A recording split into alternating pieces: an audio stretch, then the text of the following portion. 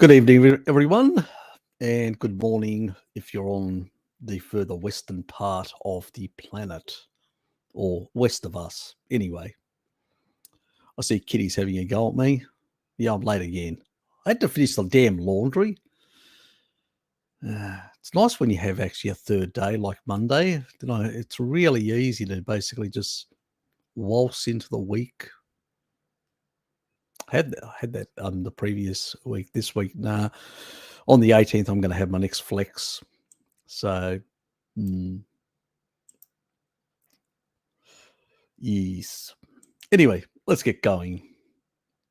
Mousy, how are you, Richard? Oops. Traditional, Alex. It's just I leave it too late. That's the problem, Alex. Just done mine locked in lounge with the humidifier. We'll be dry by morning. Remember not to put the pink box in with your whites. Thanks, Dave. How are you, mate? I'll remember that. That's what I did wrong. It's called a scrubber, Alex. God almighty, the whole chat's gone down the tube. Down the tube.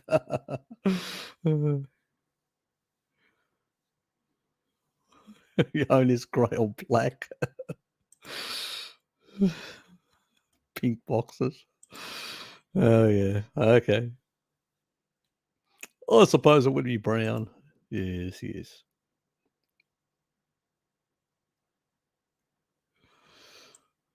You never know. You never know. G'day, NTL. Good to have you here, mate. Actually, somebody that's going to ask me a damn question that makes sense, unlike the rest of them here that have just turned up to poke a bit of fun at me. You're nice, LTL. The rest of them, questionable. I have two questions. Can sun exposure help your body metabolize fructose, and how? I don't think.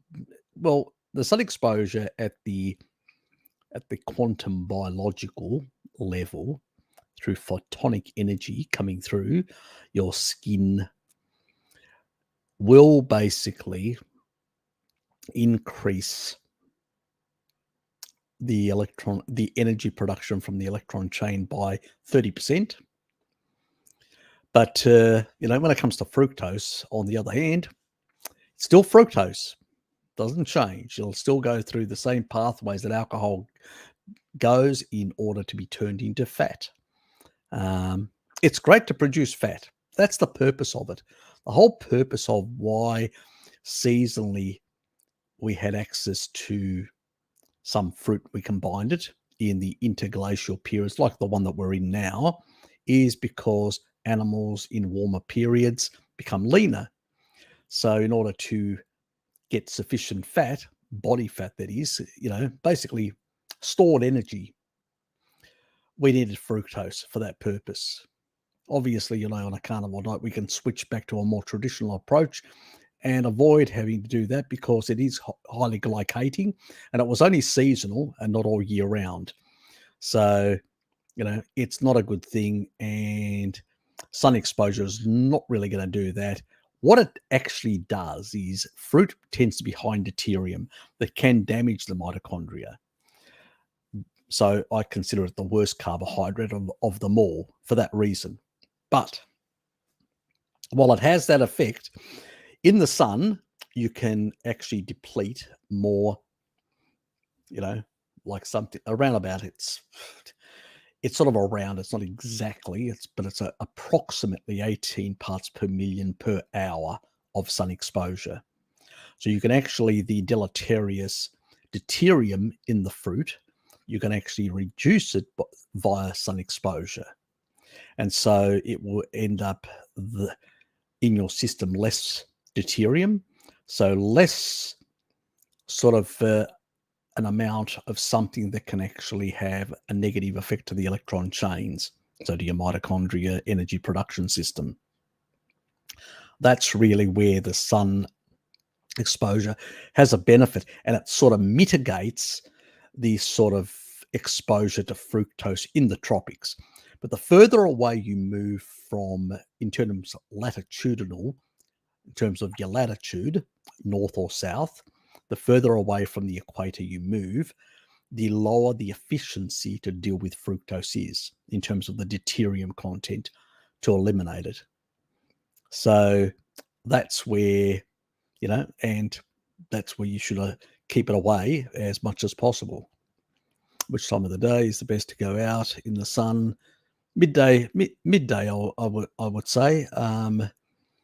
We were midday persistent hunters. That's what we did. Obviously, if you've got a lighter skin, you basically should consider a different time slot. So let's say you're in, midday is fine if you're in a latitude that is basically less intense. And obviously, if you're getting enough, from animal foods, enough niacin, you can actually reduce the amount of damaging effects of solar radiation. Plus, fat-soluble vitamins that we get in our diet also help reduce and regulate matrix metalloproteinase, is the stuff that actually causes any damage and all that. But we were midday persistent hunters. Obviously, the exposure level, if you're in the tropics or in a latitude that you didn't originate in, should be tempered in the amount of time. But when you're on a carnivore diet, most people do find that they can actually tolerate, because of the retinol content in their diet, the fat-soluble vitamins, vitamin D, retinol, and menaquinone 4 tend to regulate the collagen-degrading enzymes, which are the matrix metalloproteinases that are generated in the liver, and they reduce the sort of severity or the problem of sunburning in that regard. It's usually a modern infliction due to seed oil ingestion and low intake of fat-soluble vitamins, and that's the consequence of a lot of the problems that modern people have. But those are the sort of times that you'll actually get the best deuterium depleting effects and the best vitamin D production.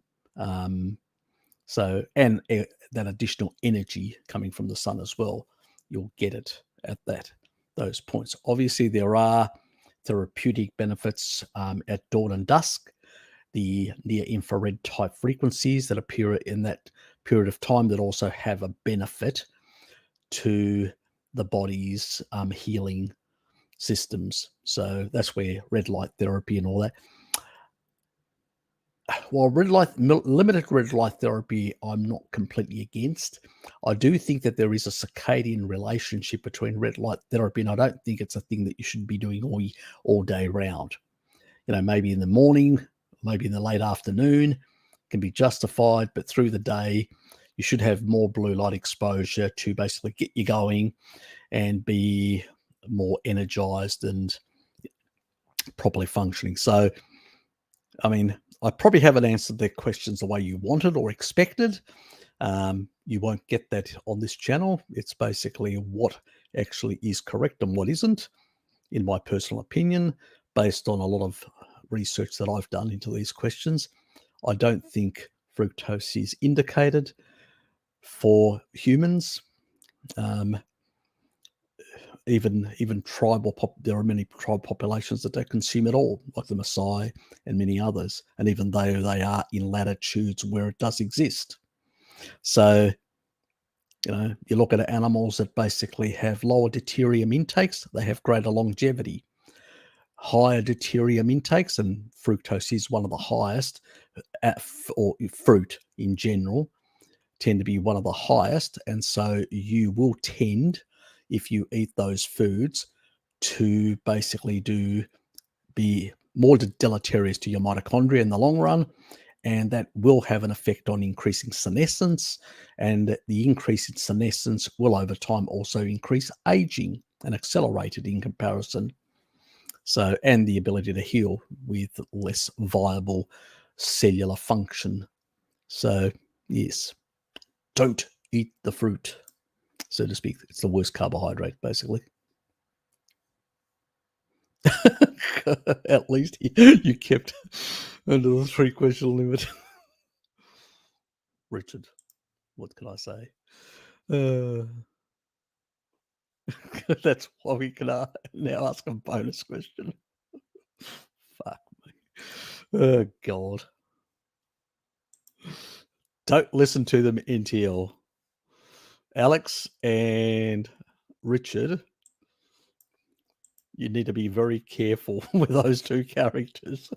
They'll lead you astray. In Southeast Asia, full of sun, but I just ate a ton of fructose yesterday. Not a good idea, NTL. Not a good idea. Yes, because traditionally most fruit, wild fruit, even in Southeast Asia, I mean, I've visited many parts of Southeast of Asia throughout my whole life from a very early younger age. You're right. Yeah, I was so caught up. Thanks, Tracy. I was so bloody caught up. Is it time to change over? Yes, it is. Oh, God. Here's me talking about all this sort of stuff and then blue light exposing myself. Yes, I know. Amateur time. Awful, isn't it? The teacher not following his own rules. Yes, needs a spanking. Anyway, in Southeast, so it's not a good idea. Long term, if you want long term health, fructose is going to be your enemy. If you want long term survivability and longevity and longer healthy lifespan, you don't need the stuff. Really, you don't need the stuff until just give it a miss. You're not missing anything. Once you take it out of your diet, you'll notice it. You'll get over it. You won't miss it anymore. Look after your mitochondria. They're with you. They're with you until the end. Without human, life is normal. That's true. That's why we call you the mousing around, the vivid mouse that mouses around. Handed by a carnival card, you young man. He's got a shredder. Do you realize he's got a carny shredder? He puts the cards through. Heinrich, good to see you, mate. Time for coffee, anyone? This bloody late at 6:30. I've only got milk. I actually got the milk. Oops. Let me not tip it over. I'm going to tip it if I'm not careful. So I got my raw milk. I should have actually, now in hindsight, I should have warmed it up. Yeah, anyway. Things that we forget. It was sort of a last minute race. Oops.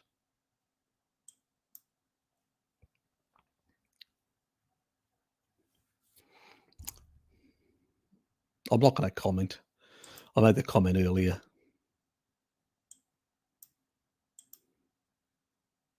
Yes, that should have been your first statement. Always complaining.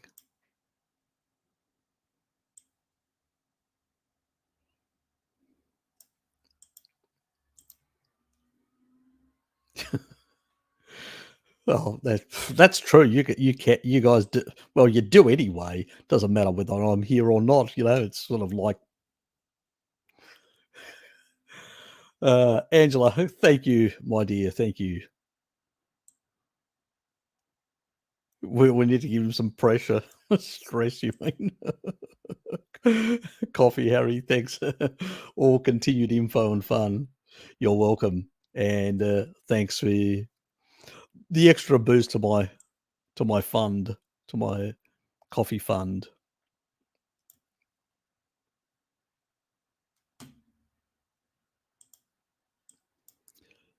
Oops, we don't. Yep, I think I went through all that. Hit the wrong one. Go through pebbles at his window. Don't encourage her. Bloody hell.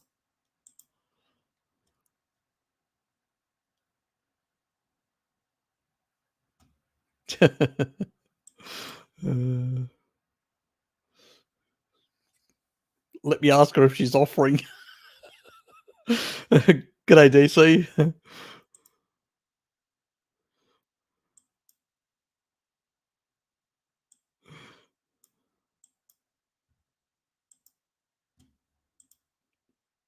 Tom, good to see you, mate.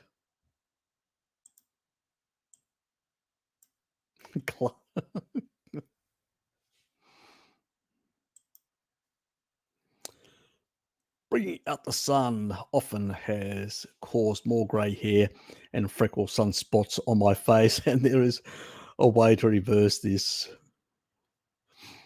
Oh well, genetics. Genetics, unfortunately.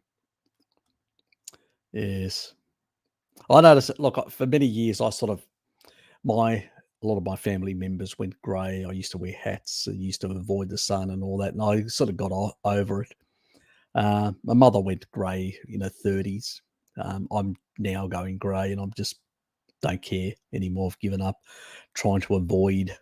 I used to take vitamin D tablets. I used to be more pasty. I've got more colour now. I don't have a lot, even when you saw my announcement thing, you can see I've got colour right down here, and then the rest is lily white.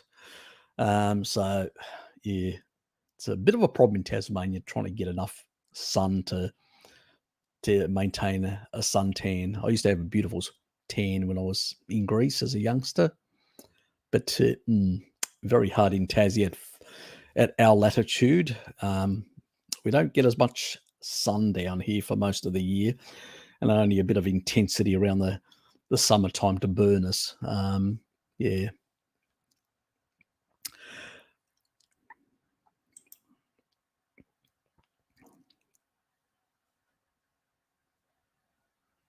Oh, God. You guys come for a perv or something. God almighty. G'day, zombie.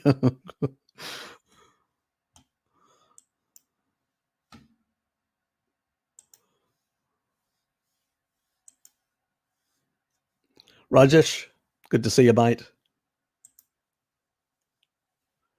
Fluffy Robos, always a pleasure.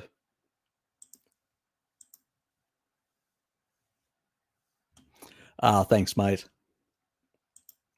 Hope things are good in Barcelona for you as well, mate.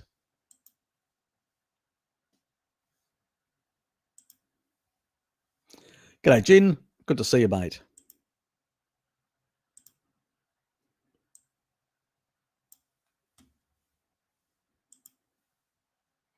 Nathan, I'm always away on fishing holidays next week. Well, fishing's a nice thing. I wish I haven't been doing as much.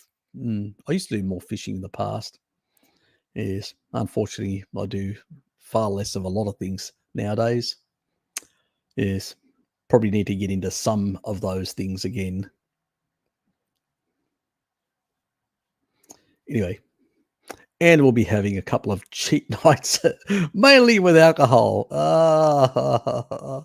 Yeah, my poison is gin nowadays. I used to be vodka and things like that. Can you recommend a brand of pea supplements to help with recovery or any other product? Oh, yeah. Usually take 2 before, take 2 after, and take also choline to export the fat out. Now, you can actually, in any bodybuilding place, you can actually get choline in most places. There's many places online. As long as it has no fillers, no other, it's just pure choline, you'll be fine.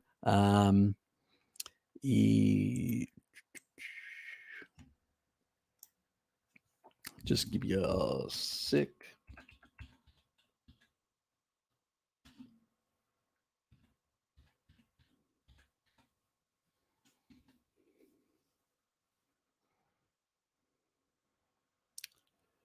This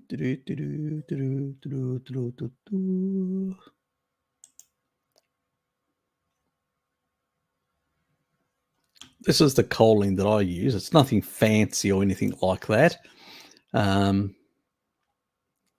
and it's pure choline, doesn't have any other junk or stuff in. That will export your fat out of the liver, which is very, very useful to get that stuff out of your liver.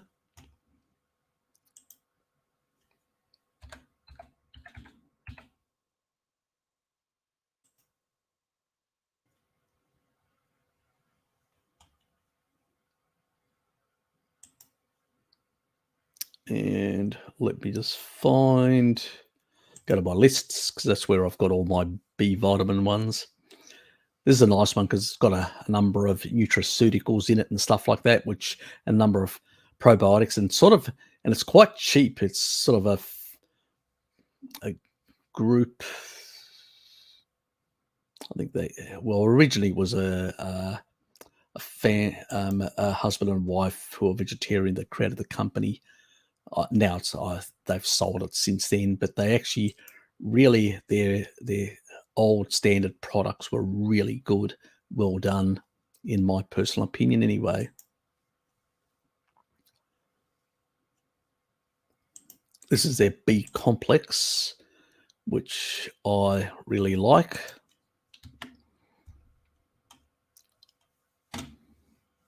Anyway, so yeah, and it's usually 2 before, 2 after, and 3 grams of choline to export the fat out of your liver. So it does help in that regard. So I shouldn't be telling anyone these sort of things, but anyway, I mean, I know you're going to do it anyway, and we all do it. Nice question. Yeah, coming from another alcoholic, yes. Nice question. Max, g'day, mate. Hey, Harry, is it safe to take betaine, HCl, and Gentia bitters indefinitely? It's probably not a good idea. Could our bodies become, to say, lazy about taking them? Well, we don't really have long-term research whatsoever. It's all speculative by a number of naturopaths from their case studies that think that this could be a problem in the way your body works. But then these people are not on a carnivore diet. If you're getting enough taurine in the diet or with some supplemental, what will happen is your stomach acidity will improve over time. That will suppress any H. pylori issue or stuff like that. And also at the same time, it'll improve the bile flow function. It'll improve the bile and actually will improve the actual digestion over time. That's the sort of natural way. It's the reason why little children don't suffer problems. The mother gives the child in the breast milk massive quantities of taurine. There's a reason for it, why they get this massive load of taurine in. One is to lower the acidity of the stomach. 2 is to get the gallbladder working properly and the pancreatic enzymes and all the pancreas properly, because it protects the islet cells. Taurine does. And the other, so basically the pancreas functions properly, the gallbladder functions properly. And remember, these children, they still, and it also helps with the tight junctioning together with basically vitamin D. And so these children being outdoors, which is what the natural way would have been, with breast milk, which is taurine and stuff like that, will basically then seal their gut, because there's a lot of stuff coming in, and they'll properly regulate, because it's a regulator, taurine. And so this is a primary thing. By eating animal foods, you get this, and you get this proper regulation. And that's how it's supposed to work. These things are supposed to help in the early stages when you're having digestive issues and stuff like that, just to get things rolling, and also to suppress some of the pathogenic bacteria and all that. But in the end, we need things like, that Ruteri. I've got a video on Ruteri. There's a couple of videos. If you check my gut or microbiome videos, they cut some of this information in terms of, how to use taurine, how to use Ruteri and all that to suppress how to basically use B vitamins over 3 months, no more, because you don't want insomnia from pantothenic acid, and how to basically, re-regulate some of these things. Do check that stuff out. Otherwise, we'll be here discussing a lot of things for a very long time. Now, DC. Sally Norton describes oxalate dumping in the gut the same way Harry describes gallbladder issues, sluggish motility, diarrhea, constipation cycles, and all that. They're related. Remember, some people actually will excrete through their gallbladder some oxalate. And some people have higher problems. They'll excrete through the feces, and others will excrete through the kidneys.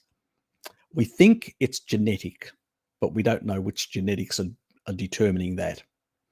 So that's why some people have kidney problems. Others have, let's say, anal pain and blood due to the excretion. And others get skin excretion. And so they get really rough skin, which can actually create outbreaks on their skin as they actually excrete oxalate through their skin. There's probably genetics that are determining that. There may be other factors as well. We don't really know at this stage. So, but this is the problem where, this is why I say that if you've got a gallbladder issue, you don't know until you check. You need a scan, like an ultrasound or whatever. You need to find out, is that the problem? Because sometimes the symptoms there are similarities. This is why my gut protocol of basically getting the B vitamins, suppressing the pathogenics, lifting up slightly the beneficial bacteria, getting in the kephas, getting the proper regulation of emulsification of the bile, so you can reduce gallbladder issues in order to basically, and that's with taurine again, acidity, the proton pumps in your stomach to work properly, again, regulated by taurine, while chloride, sodium chloride, the chloride part actually helps with the acidity. You still need to regulate the proton pumps in your stomach, so they are regulated by the stomach by taurine. Again, an important factor within animal foods, in particular meats, seafoods, and things like that. I've got a video on the stomach. Anybody can Google that and see that information. But yes, a lot of these digestive problems, a lot of these sort of things have similar effects. If your gallbladder's not working properly, it can lead to diarrhea and constipation. If your stomach digestive system isn't working properly, similar things. Oxalates can actually create a lot of inflammation in the gut, oxalate dumping, and they can also generate a number of these things. So unless you test, obviously if you're getting some roughness on your anus and you're getting some bleeding from your anus, and there is definitely some roughness, or you can actually feel a bit of discomfort and pain down there, and there are oxalate crystals there, you definitely know that the likely cause of the diarrhea or constipation cycles are probably coming from that dumping. So we still have to diagnose these things. And that's why I say that, I've got a day job. I just provide the science and I answer questions and stuff like that. But ultimately, you need to go to a practitioner that understands these things and actually can do the testing to validate which potential things. I'm just giving you potential causes. You still need to test for them to determine. Remember, I'm not a doctor. I'm not providing medical advice. All I'm doing is basically providing answers based on the best science that I know of in relationship to the questions people are asking. But yes, very much so, a number of these things are very interrelated in many cases. And sometimes both things can be happening at the same time. You could have gallbladder issues and at the same time oxalate dumping. So we haven't lived an ancestral life, DC. People need to get that. I've been saying that for some time now, but it doesn't seem to register with people. Somebody who's actually been on an ancestral diet from birth to death is not going to have these problems. We see it amongst the mass side, all that. It's only when the kids go to school, as Mary Ruddock saw, and they come back and they've been eating inappropriate foods, they come back and then they got problems. Where other people, they'll go away and they won't have these problems because they may still be continuing the ancestral approach. But a lot of us are damaged. We've gone through years and years of inappropriate things, and now we've got a whole lot of things that that are not working properly that we need to heal. And healing takes time, depending on how much damage, how much mitochondrial density you have, so how much energy you've got and capacity to fix the problems as well can take longer. These are all open questions. That's why you need to find people that know their shit and can then provide good advice in terms of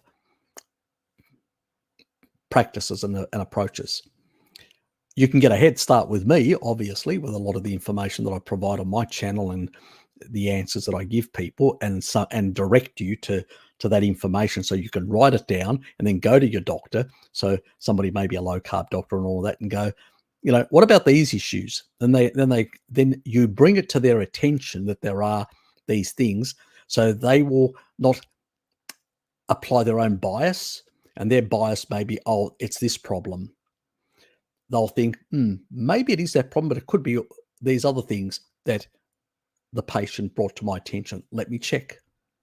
So that's where I can become handy, or my information can become handy, because you're getting the research. And I also pin in my description all the studies and stuff like that. So you can actually take a copy of that and go to your doctor. Here it is. Take a look. Read this. What do you think?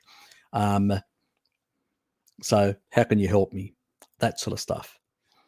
That's how you need to utilize the information you get from me to be able to help you. And then there are some practitioners out there that do provide consultancies and stuff like that. Maybe, when I retire in a couple of years' time, and, I'll hit 60 in about 4 years' time, and I'll retire. And at that stage, I may consider doing this sort of stuff. I may not, I don't know. I do want to try and see if I can start a new career, a new business sort of thing, venture. But if it fails, it doesn't really go anywhere, then I may come back and consider, doing consultancies. But don't rely on me to do even that. It's more provide information, stuff like that. I do value my free time. Believe me, I do.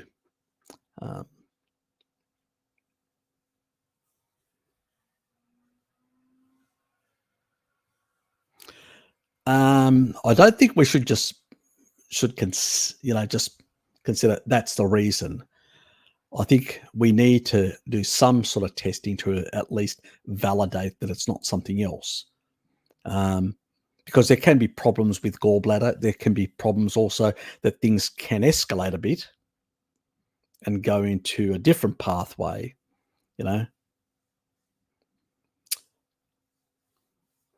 that could be an issue as well. So I think you've got to be careful with those things. Just assuming, we tend to assume a lot of things, and then we can really get caught out. So we don't want to do that. Believe me, a lot of us have sort of done things like that in a sense, and can be problematic for a lot of things. So while some people may think that it's fine to assume certain things, I think there's still a requirement for some testing, DC. I don't think we should just assume things blindly. The key thing, I'll tell you what worries me about gallbladder: potentially inflammation, potentially an infection, which can be dangerous, risky. And I don't want people to go into risk. So if they're having certain symptoms and all that, I go, do test it out in that regard. There is another giveaway with gallbladder issues. If somebody's having gallbladder issues, there is a tendency, large amounts of, when it's backed up, let's say it's quite inflamed and the gallbladder is like blocked or has a bit of, and then you get two type of symptoms. One, your blood pressure rises. All of a sudden you go, this is strange.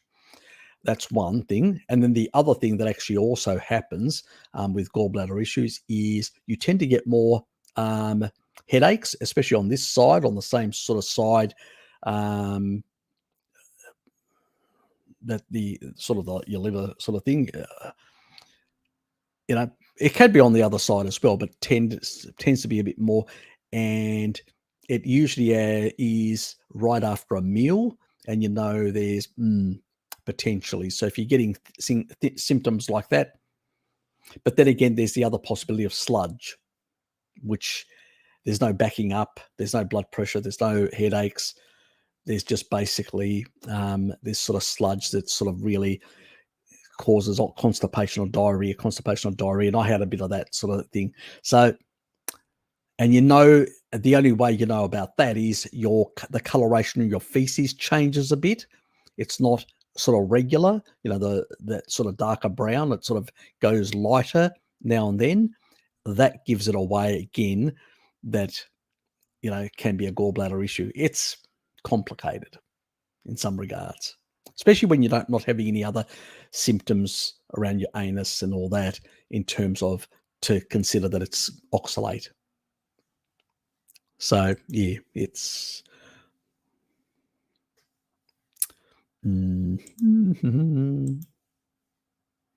Is it true pasteurized milk can cause osteoporosis? No, it's nonsense. Absolute nonsense. There is not one piece of study you'll find anywhere that actually shows that.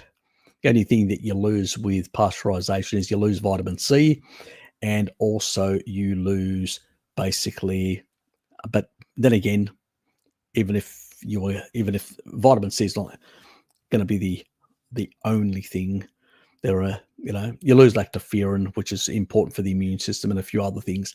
You end up getting something which has got a slightly poorer micronutrient profile, and which is one aspect, and less. You eliminate a lot of the sort of enzymes you don't lose them all, but you do a substantial amount, which also helps with the digestion of lactose.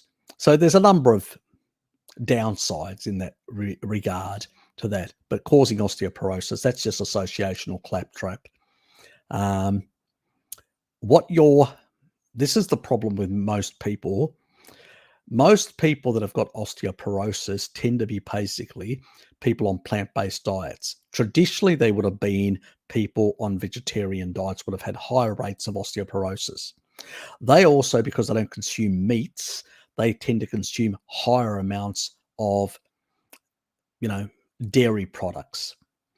So the view later by some crackpot naturopaths came about that, it's the dairy, that's because it's pasteurized now, that's causing the problems. No, it's not. As these vegetarians over time have shifted further and further towards plants and less animal products, where if you do, I did a video covering the Grundy nonsense, but also covering some of the blue zone stuff and all that Grundy talks about, but also Loma Melinda, where it was like 50% was coming all from dairy products. And then if you add some of the other animal products like eggs and fish and stuff like that, it's nearly 2/3. So they were not plant-based, the vegetarians back then, they were far more, because it was seasonal, no refrigeration. Most of the year you had dairy, eggs, and seafood. That was it, and then there were some seasonal plants through the year. That's how it operated, even for vegetarians. It was, even for sad dieters, it was primarily more animal-based. It's only refrigeration that's allowed us, and new storage methods that has allowed us to store fruit all year round, to transport fruit all year round, and to store other carbohydrates, and to shift the diet through refining carbohydrates more towards a plant-based, away from an animal-based as it was in the 50s and 60s and earlier. That's what changed. Now, these vegetarians obviously have higher rates because they're not getting enough protein. It's not the calcium in the milk. That's the important thing. This is where they get it wrong. Calcium plays a lot of different roles in the body, and it needs to be properly regulated by taurine. That's what, as you know, as an ion, it needs to be properly regulated by taurine. The problem is that these people are not getting, they're getting insufficient protein. What do you think bone is? It's mineralized protein or mineralized collagen. That's what bone is. And so really what calcium and other minerals do, they give bones rigidity. So when you're a little kid, when you come out of your mum's birth canal, your bones are very flexible. It's all collagen. There's not much mineralization. So you put mineralization into those bones to give them rigidity to hold up your adult weight. Well, that's the purpose of calcium and minerals and other things, to give bones rigidity, that collagen. But in the end of the day, it's still collagen. So if you don't get enough, what you do is you break down the collagen matrix. If that collagen matrix breaks down, doesn't matter how much basically calcium you throw in. The more calcium you throw in, calcium supplements, which they've done, and all they do is they calcify soft tissue, because the body goes, well, I can't keep so much calcium in the bloodstream because it's dangerous, so I'm going to force it into the soft tissue, and that's what it does. And you calcify a lot of soft tissue, and that creates a whole lot of other problems, in that regard. And that's what we've done because of reductionist idiotic thinking, So no, milk does not do that, and neither does calcium or anything else. These are all associated claptrap reductionist nonsense and observations based on not understanding human physiology, that human body, the musculoskeletal structure, is made of protein. And unless you support the protein matrix of bones, you will end up with osteoporosis. It's basically osteopenia and osteoporosis are on the rise nowadays compared to the past because we've reduced the protein intake of animal foods. Simple as that. Back in the 50s, 60s and earlier, 2/3 to 70%. Now we've flipped the thing, and now we're going more plant-based, less high-quality protein, less amount of protein to build proper structural material in our bodies. That's what happens when you basically fear protein in animal foods. And that's what we've done since the 70s, and created all these problems, and then blaming milk that we've had for a very long time, and the Maasai drink it every day. So, and then pasteurization, that was the naturopaths, God, I could say a lot about those people. Not all naturopaths are bad. Don't get me wrong. I like quite a lot of them, and I do have friends that are basically that are MDs and naturopaths.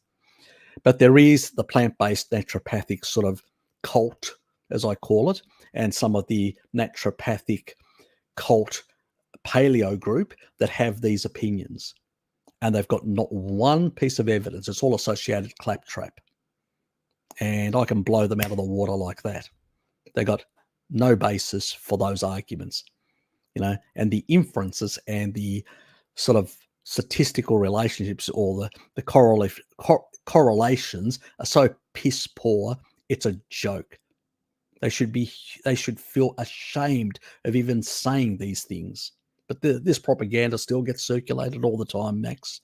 It's garbage, Eat enough protein, and you will get the nutrients, the micronutrients from animal foods, and you'll mineralize them properly, and you'll create strong, sturdy bones. You'll have basically the regulation of the matrix of the collagen degrading enzymes, which will turn over properly these things without deranging them in any way, and things will be built properly broken down and rebuilt properly. And that's what the body does when it's properly regulated with the proper nutrients from animal foods. Now, obviously, pasteurized milk isn't the best, but it's not going to harm you either. You're just going to basically get less nutrients compared to raw milk. That's the difference. And it may be a bit more difficult for some people who don't have both alleles of the lactose alleles, the genetics. They may have a bit more difficulty in digesting as well. The lactose persistent genes. So those are more of the issues in that regard.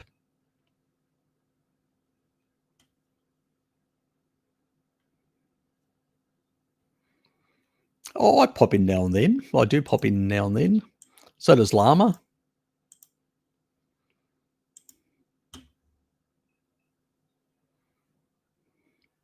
I'll set up a new one. I'll set up a new one for next week. So I'll delete the other one and I'll set up a new one.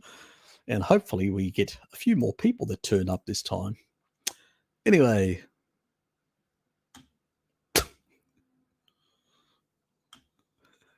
G'day, DJ Projectus.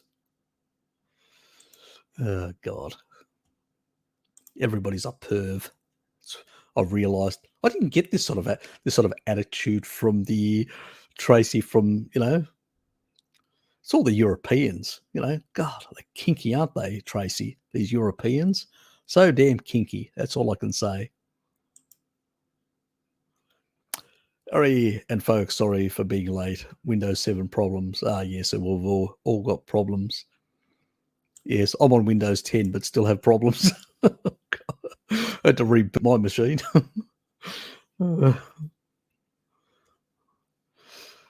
Yes, we haven't transitioned our business stuff yet at work, and I haven't done it here. I looked at it and I go, "Do I want to upgrade yet?" Nah, I'll stick to 10 for the time being. Otherwise, I'd have to go through and look at all my other applications, and I got so many. I go, nah, I'm not going to go through it. That's just too hard. Way too hard, to do, as you can understand.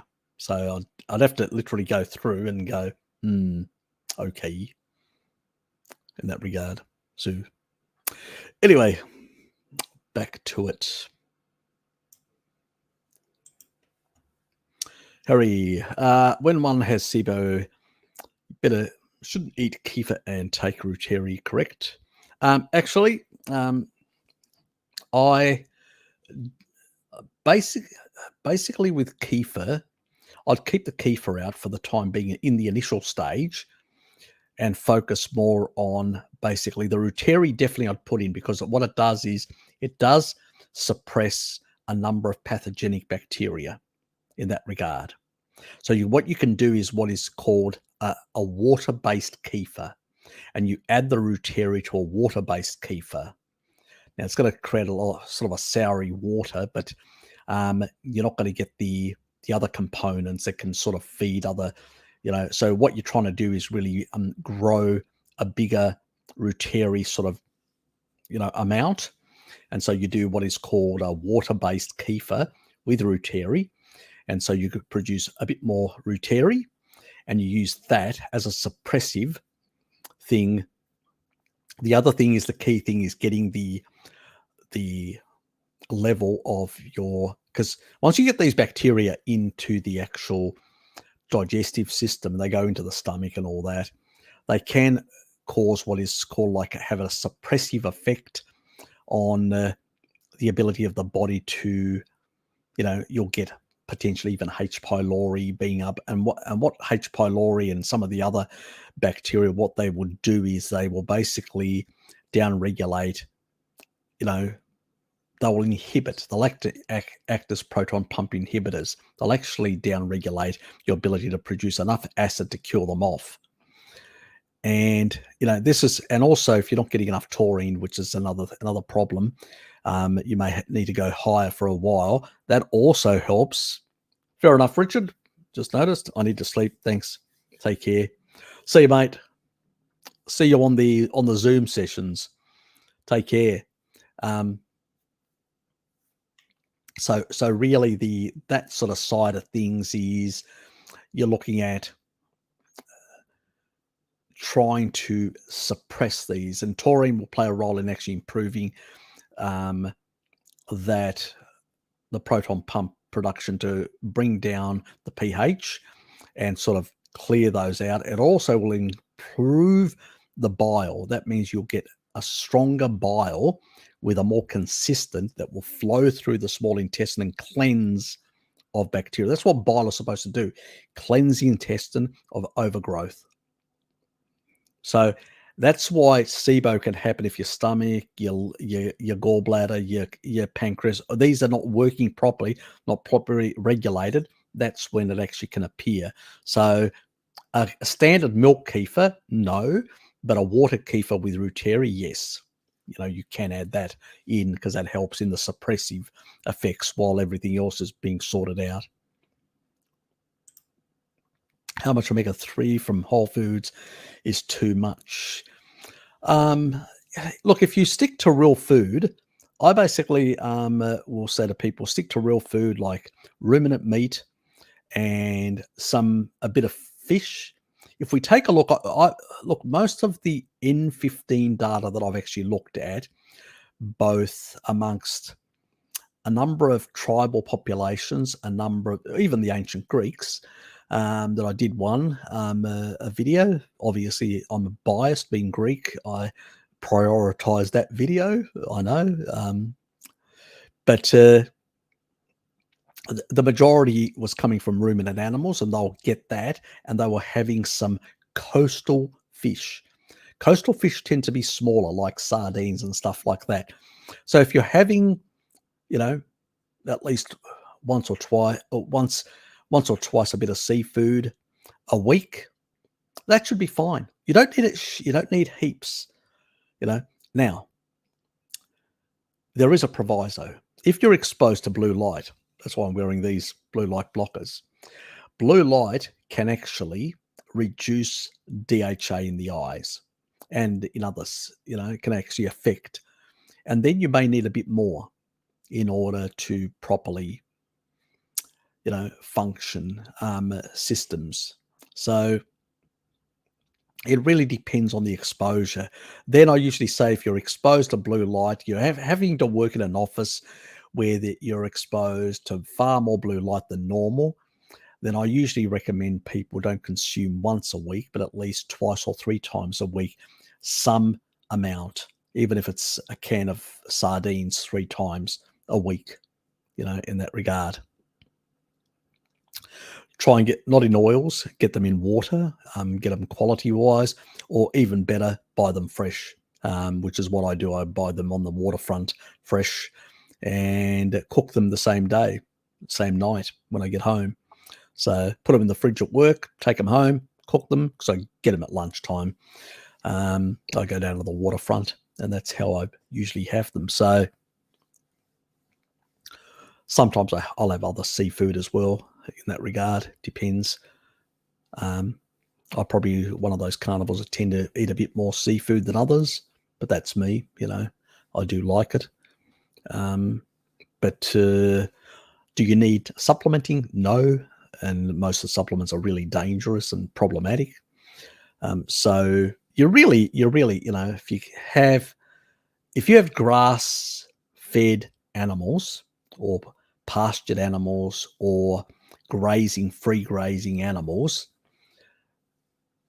pastured eggs and stuff like that, you probably only need one, once a week to eat fish just to get that additional boost in DHA, because you're going to get it from all these grass-fed animals. They'll have higher levels of DHA and EPA. So you'll only have that small amount, and that's more to cover the exposure to blue light more than anything else. So we're not living exactly ancestrally. So it's sort of that sort of side of things, if you know what I mean, than anything is.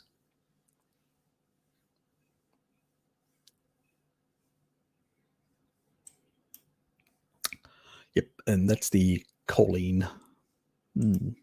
Anyway, a guy on some podcast said he takes theanine for problems with sleeping through the night. I have the same problem. Should I try it? Why not? Give it a go. See if it works for you. It doesn't work for everyone. There may be certain genetics. We're not sure in that regard. Some people it seems to help. Some people it doesn't. It's anecdotal. So we've got no research whatsoever. And other people have tried it. Doesn't work for them. So, the key things, as I've said, you really have to look after your, what I call circadian, health.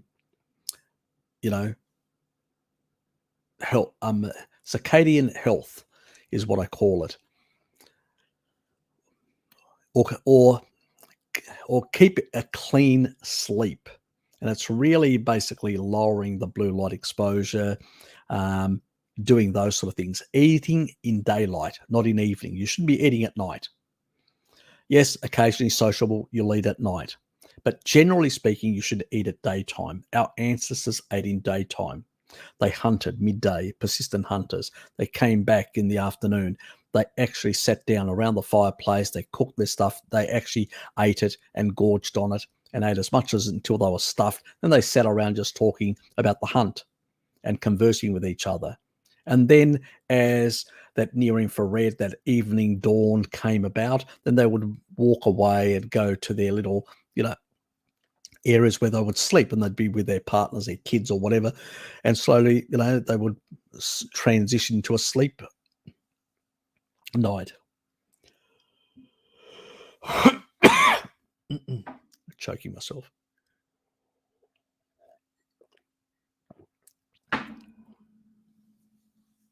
Yeah, so that thing there.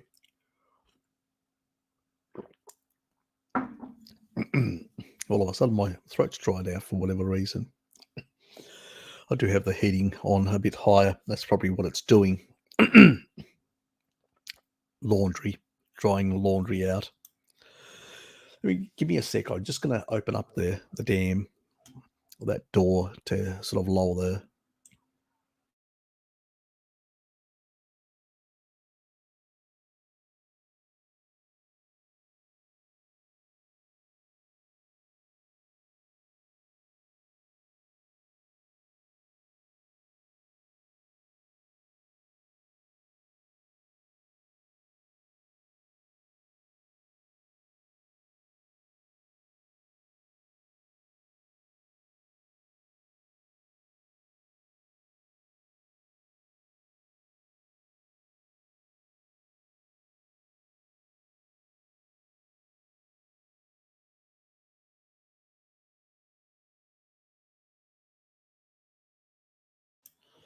That feels a bit cooler.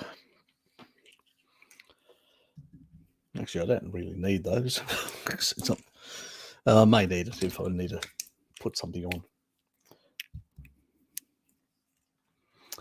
Yeah, so maybe, it's not unclear how useful that is. My liver, thanks to you, mate.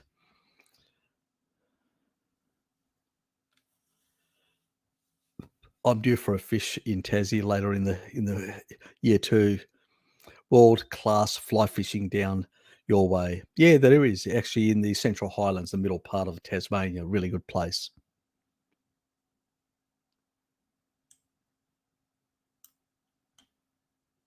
Had Omicron this week. Yeah, I've had Omicron as well. I had the original. Actually, we don't know. It was closer to the original version when I had it. Then I had the flu, which was worse. The only thing that I got from Omicron was like a croaky throat. Remember, I had like a week which was croaky throat, like a little. That was about it. And then the flu knocked me down for really like 2 days. One day I was really in bed, feeling sorry for myself. That's how bad I felt. But then the other day I was much better, so I sort of recovered much. But I did dose myself up with vitamin D for a couple of days and a bit of more taurine. Yeah, and I noticed that it was a period that I was actually, for whatever reason, I was, yeah, not a good idea to fast, then pick up something like that, and because you're lowering taurine, you're lowering vitamin D because you're fasting, and then you all of a sudden pick something up, and then so you tend to be a bit more vulnerable as the immune system is rebuilding. So I think I copped it that way, but I did feel like an absolute dog on the Sunday night, and then Monday I took the day off because I was still feeling like a sick puppy. And then, yeah, sort of recovering on Tuesday, and I said, "Oh, bugger it. I hardly take any sick leave. I got one of the best in the place." So I think I was, after all the other crap that I'd gone through. Anyway, and I did actually also, I did actually go back working. I only had to take one day as COVID leave, which is a special new category they've created. It's sort of a funny thing, COVID leave. So it's not even part of our general sort of leave thing, which is interesting. But anyway, we'll see how long that lasts. Yes, yes. 2 days with a headache from hell. Yeah, it depends. Remember I did that video with all the symptoms. Some people get a lot of different types of symptoms.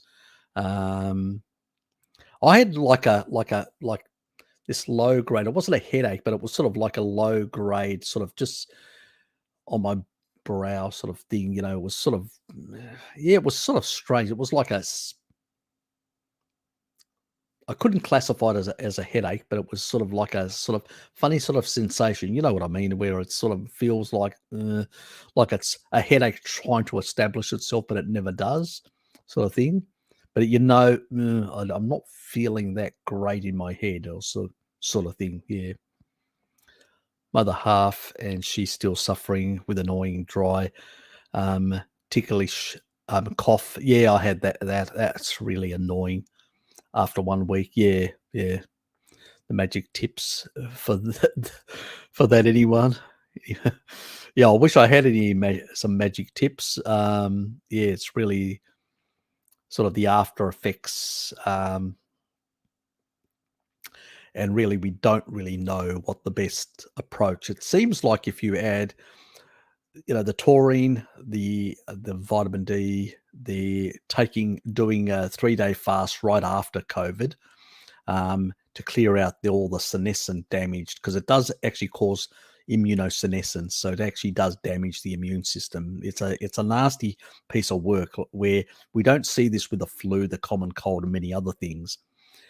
So it does compromise, and it's the spikes that seem to be doing it. That's why there's even bigger problem with the jabberoos, in that regard. So the combination of the two aren't the best thing that we've been doing for the last 2 years. But anyway, got to be careful with the sensor board. But yeah, it is a bit of an issue in that regard. I have found that adding essential amino acids as well seems to help a number of people, including I tried it myself, and it did actually. I had essential amino acids that I'd got, so that seemed to help. My father didn't use any. He said, "Oh, I can't be bothered." He's a bit like that, and seems to have recovered really well, robust, back to normal. I don't know. Maybe it's genetics for some people. Very hard to say. Maybe I didn't need to take at all. I would have recovered as good as he did. Don't know. Some other people that struggled recovering, even with the vitamin D and taurine, and sort of semi fasting, or trying to, well, most of them didn't want to fast. That's the truth. And so they actually found an improvement by putting in the essential amino acids, so the EAA type supplements. So that was interesting as well. So there's a couple of variations there. It's well worth a try. You're not going to, with these sort of things. Thanks, Nathan. Appreciate it. Thanks. I'm glad you're enjoying my info. Thanks a lot for your support. Oops.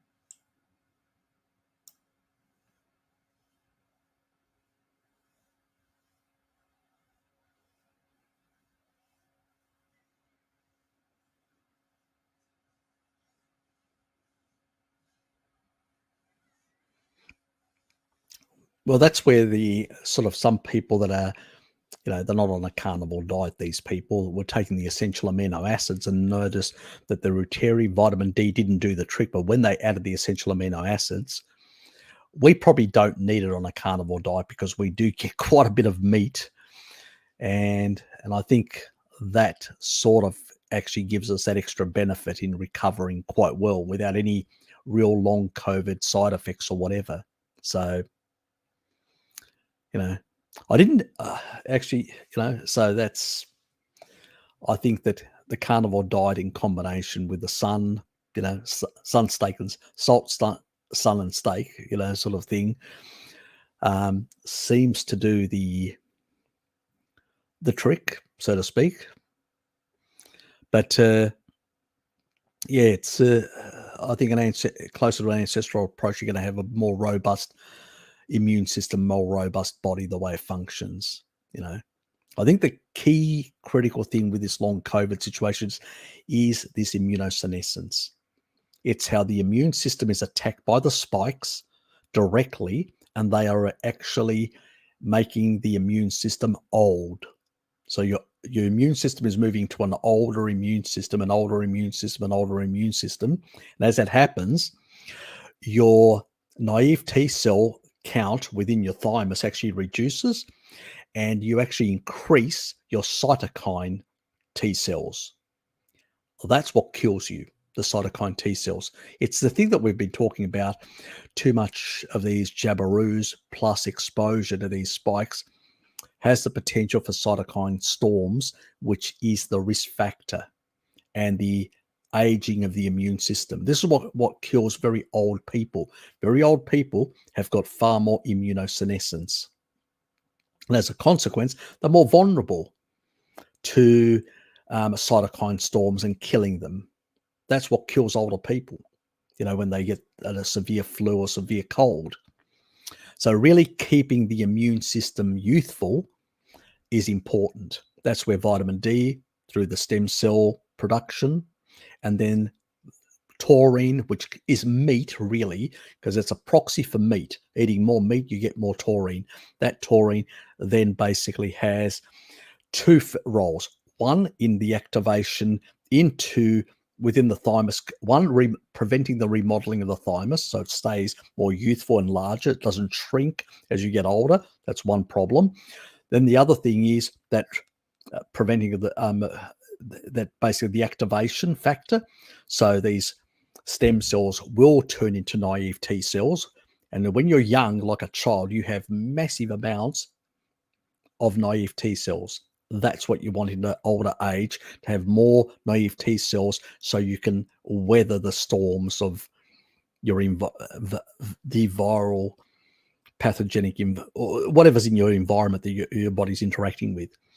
So, and the other factor with the taurine also, it reduces senescence. That means it, through a number of mechanisms, it can actually reduce the damaging effect of the virus attack. When there is the immune system is interacting with the virus, there is some, it's like going out as a soldier and fighting, you're going to get injured.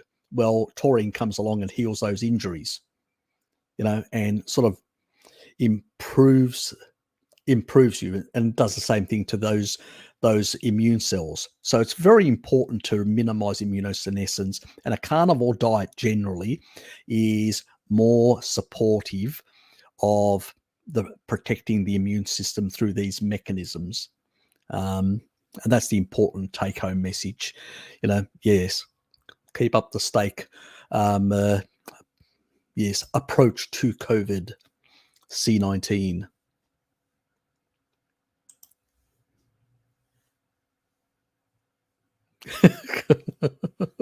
Obviously, Richard, obviously, we are being monitored, remember, from our dear friends at Google. Our lovely, dear, loving, caring masters at Google.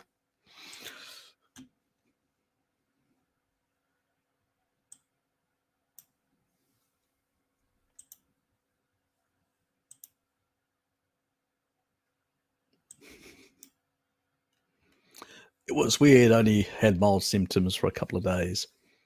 particularly stroke persisted for a long time. Yeah, that's what bloody. I just had mild symptoms for one day. It was sort of, that's how it was the Saturday night. I'm going, do I have it or don't I have it? Then on the Friday, I actually did the swab, and I was obviously positive. So I called my manager and said, bad news.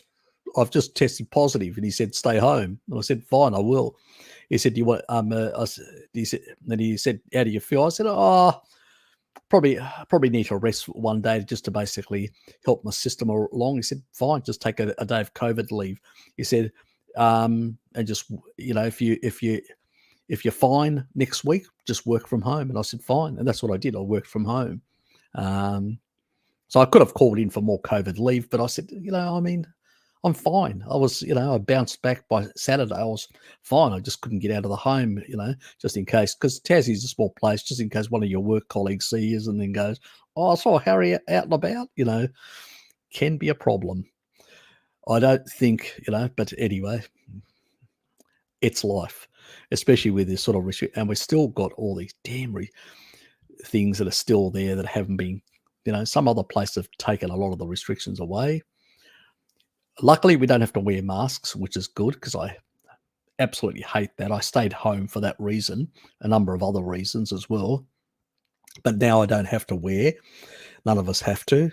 And if I've basically come down with anything, then I'll just basically work from home. I won't go to the office. Bugger that. I'm not interested in wearing masks.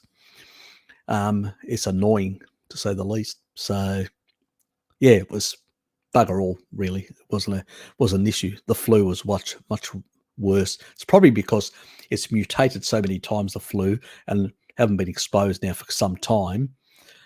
Yeah, it sort of whacked us, and not and let alone no flu vax or anything like that. So normally you'd be exposed to it every year, and you'd be a bit more robust when it came to that sort of thing. So that's the thing. How much taurine, melatonin for restful sleep? I'm not a big fan of melatonin. I'll tell you straight out. The lower the amount, the better. All I want is people to use. Remember, I did a video recently on both melatonin, and taurine, and also relating to these sort of factors. It was the Physitin one, the last Physitin video, and it covers about how melatonin gets amplified when cortisol is normalized. Now, blue light will increase cortisol at night. So the best thing you can do is basically clean up your blue light exposure. That's the key thing, because that basically will mean that you'll have less cortisol in your system at night. Taurine can help with that because it normalizes cortisol back to normal ranges, which then allows melatonin, and it also, through GABA ray, magnifies and facilitates the increase in melatonin. So it actually does play a role in melatonin production, taurine. So if somebody's struggling, 4 to 6 grams in the evening, I'd basically consider that. If they get too drowsy too earlier, cut it back to 4. It depends on the person. They're unlikely, if they're having sleep problems, that it's going to affect them. And some people I've noticed that really you can't break that problematic restful, inability to get a sort of a restful night sleep until you go up to 10 for a month or 2, sometimes up to 3 months, until things seem to normalize properly. But you do still need to do the low-hanging fruit, and that is minimize the blue light exposure at night. It's really critical. Using artificial melatonin, we really need to get our bodies to work properly rather than actually work against our bodies, and it does affect, endogenous. When you take exogenous stuff, it can have a negative effect on, the way your body, and some of these melatonin supplements are so high, and also because they're not FDA, they're sort of supplements, they're not FDA, they can vary quite a bit. and nobody knows what they're getting. So unless you've got a third party that actually has looked at exactly what the melatonin levels are, you could be getting really high, and that could really cause a lot of problems for some people. So got to be very careful with melatonin. I prefer using other approaches rather than melatonin in order to improve sleep. And then as a last resort, go for the lowest and make sure that the company that's actually producing the melatonin has third party independent work on it in terms of its quantity. And you need to keep it way down. People are taking far too much, and it's not a good thing. It will create problems later on for people. So yeah, you got to be very careful with melatonin. It's a double-edged sword.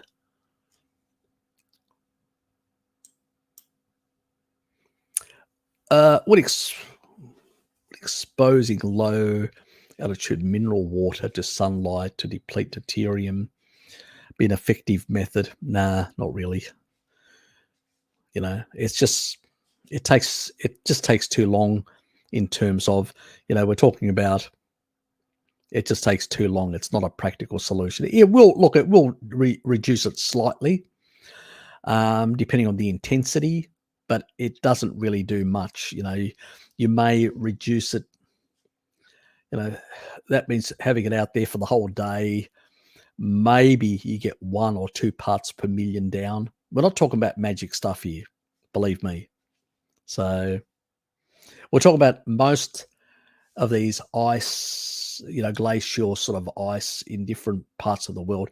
They are basically being bombarded continuously every day for many days, and then it slowly melts off, and it's only gets from 155 parts per million down to 148 on the Italian Alps, 146 on the Swiss and French Alps because they're higher. So that if you go up to places like Tibet, the Tibetan Plateau, the big mountain ranges there, there's a lot of longevity populations through there. And it could be the deuterium depletion. That means the water that they use for their farmland, the water they use for their animals, and the water that they use for themselves is much lower in deuterium. We're talking about closer to the 140 mark or even slightly below that. Sometimes there is in some parts of Siberia down to 130, 134, sometimes even below 130, which is the actual cutoff point. And remember, your body's still deuterium depleting. So it can vary quite a bit because of the elevation, the solar radiation exposure, but a number of other factors as well that are affecting the hydrolysis of water and other sort of interactions that are happening in the environment. So it's, but you're not going to really do that with direct sunlight and all that. Maybe if you're lucky, 1 or 2 parts per million, but I think it's very little. Yeah. So that's why I use the Evian water. Rainwater is lower. So if you can actually capture rainwater and use that, much better. But that's not practical for everyone.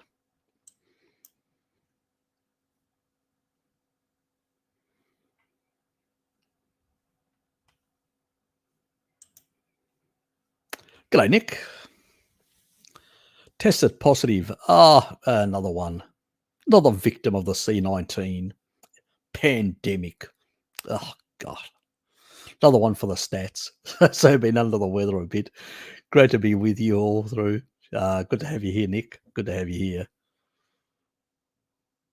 Don't worry. All you'll get is a bit of a tickling sensation in the back of your throat.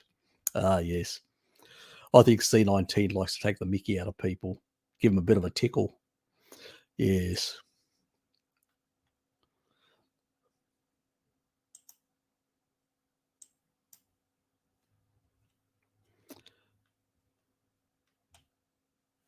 Yeah, inositol. It's similar to choline in that regard. It has, well, the body can convert choline into inositol. And I believe it's vice versa through enzymatic pathways. So if you're consuming choline-rich foods, you'll get enough. So, and even a number of animal foods have inositol in them as well, including choline. Usually, if they have one, they have the other as well. That includes eggs and everything else. So, yeah. So, yeah, these sort of things, neurotransmitters, they do help with the hormonal system. They do help with signaling in the body, yes, and all that sort of stuff. Yeah, they're important. So are many other things. But if you get enough animal foods in your diet, you'll get enough to furnish them. Now, in some cases, we want to add a few things, and that's more for biohacking for specific conditions. General carnivores, I don't think require, in my personal opinion, any supplemental stuff. But there can be some people with neurological issues and other things that may require these sort of interventions. It's sort of inositol, choline, and it's usually the types that can actually cross a blood-brain barrier. There's a number of the newer forms that have got that. And also there's phosphatidylcholine as a supplement, or phosphatidylserine as a supplement. These also have these sort of roles in these and at different therapeutic ranges, depending on the condition and all that. I usually basically do go through and actually check some of those things, so what the research has said and what they've used for certain conditions. And that's how I approach those things in my approach. But, for most people, general population, do you need a supplement? Nah. You'll get it in the diet if you're eating enough animal foods. Exactly, fluffy rubbers. Yes, exactly. That's the way to do it. But you'll have a tickling sensation as well. I think that's the humour of the actual disease. Yes. It must have been encoded in that lab specifically. You're going to be humorous. Yes. Not a problem, mate.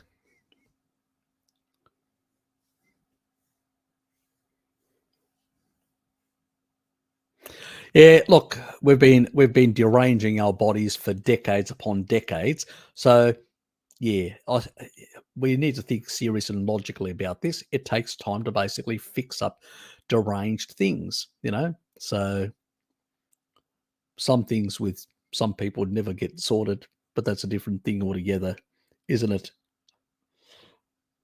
You know who I'm talking about. It's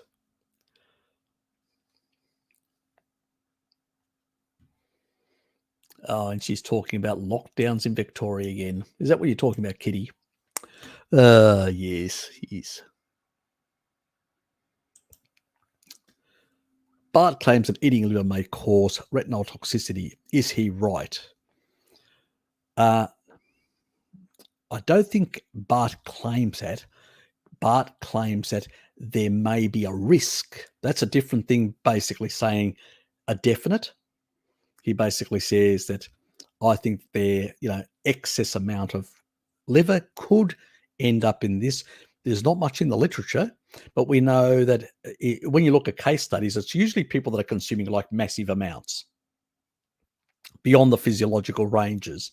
So in that regard, I also am against that sort of stuff. But within reasonable amounts you could get on a carnivore diet, not a problem.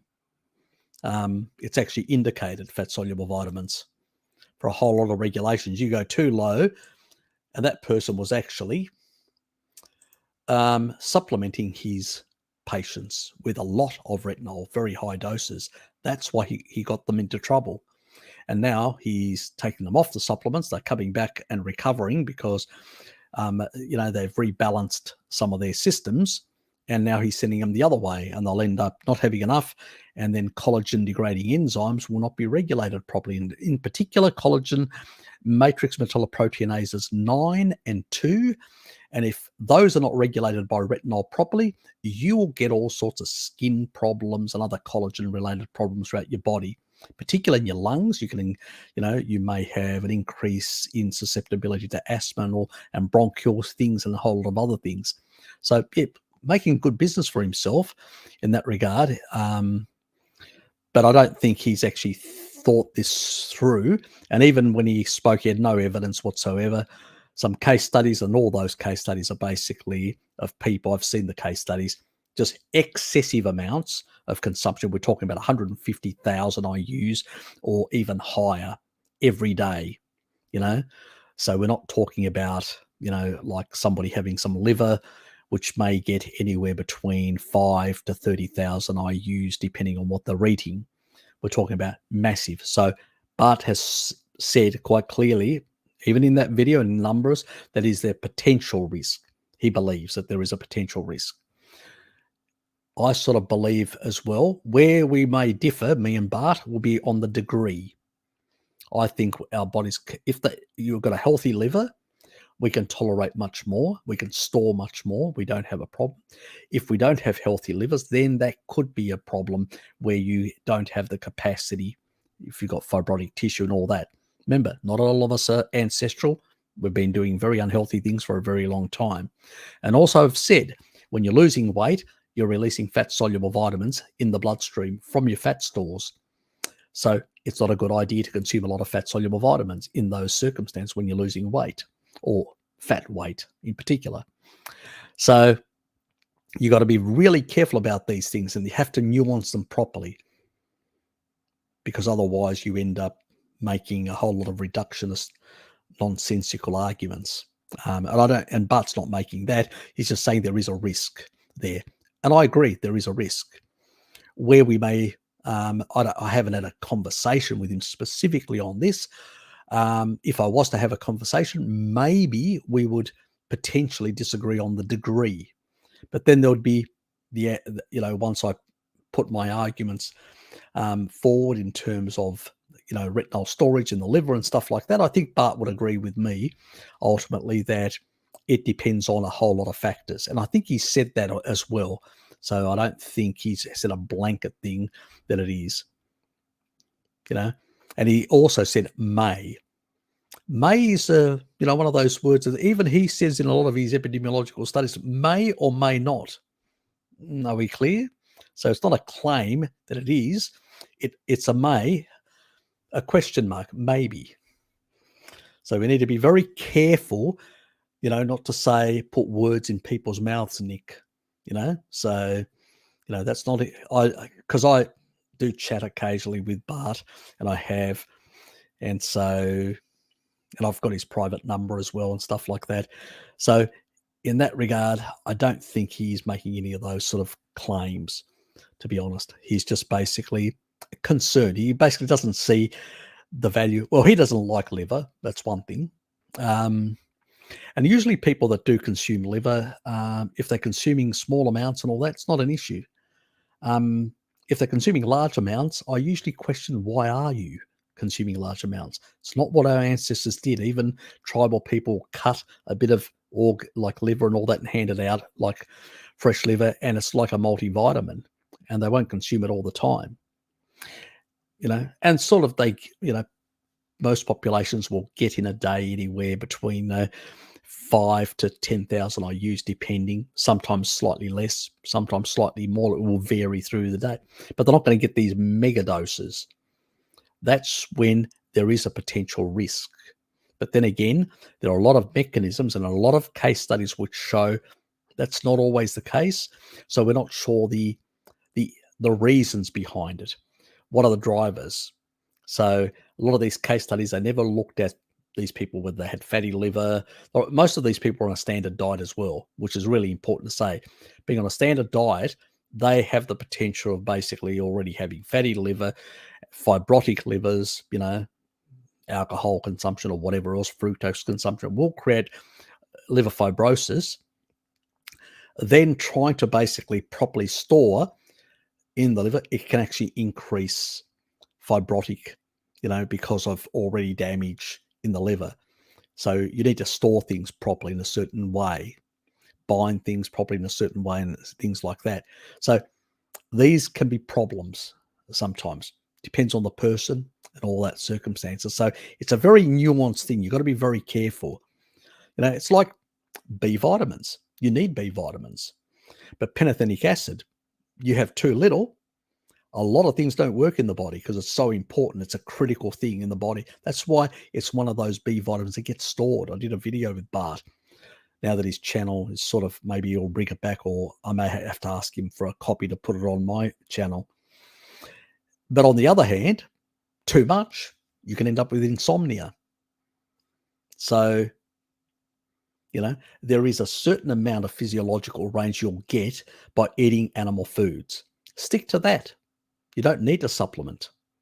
You know, it's usually people that supplement that get out of those ranges already excessive of things that people normally didn't eat.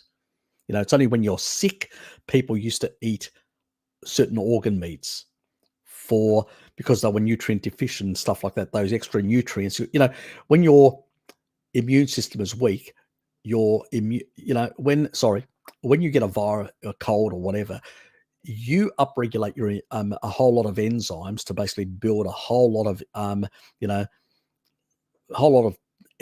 components of the immune system. These components have got receptor sites for a whole lot of micronutrients like vitamin D in particular, and many other things, retinol and a few other things.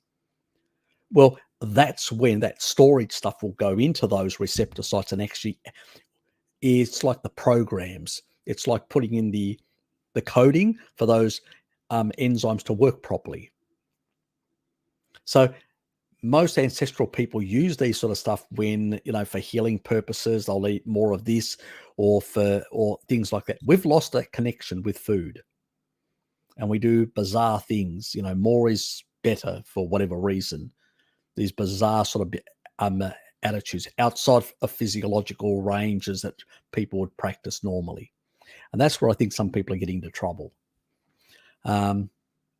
Most people eating ruminant meats, some dairy or whatever if they can tolerate it, and some eggs if they can tolerate, some seafood if they can tolerate, is usually what most people need, Nick. But if you have occasional some of this, you know, organ meats and stuff like that, not going to kill you. You know, it's when people get on this bandwagon of excessive, like I have to have liver, like a big slab of liver every day. Really? You know, that's just ridiculous, you know, that sort of stuff. And then they end up getting not enough. They end up basically getting very little, because liver doesn't have a lot, has less zinc and has way more, copper. And really, you really need to basically get more zinc than copper. It's just the way it is. And so all these sort of derangements can be for a number of reasons that happen when you actually consume very high levels of liver on a more consistent base. That's where the problem happens with a lot of this. People need to be very careful that we don't throw the baby out with the bathwater. You know, you still need certain micronutrients at a certain physiological range. Outside that range, it becomes a problem. It's like potassium. You still need potassium. Have too little potassium, that's a problem. Have too much potassium, that can kill you. They actually use it to kill people. In the US, in some states where they, you know, people that are found guilty of murder and they put them to death, they actually use a high a supplemental thing which is high in potassium to basically kill people off. So it's very lethal in that regard.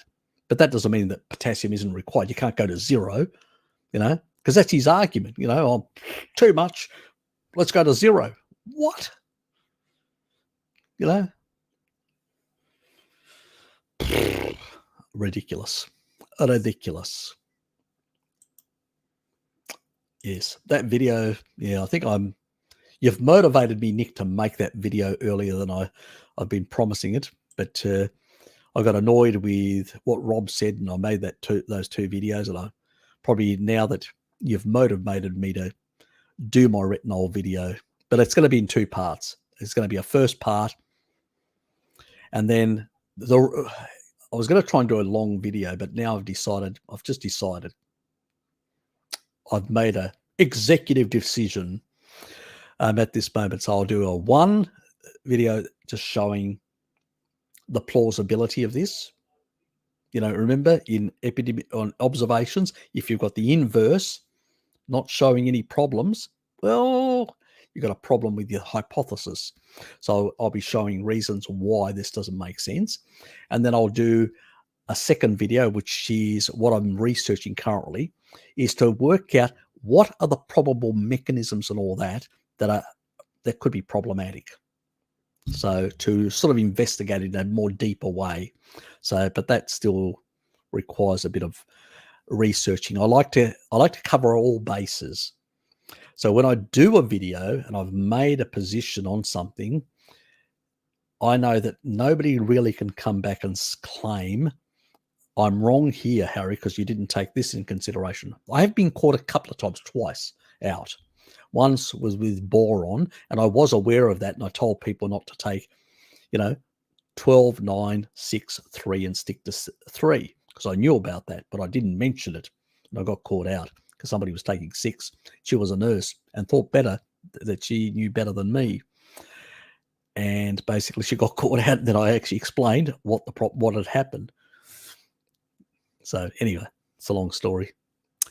Dutch women that don't listen. Anyway.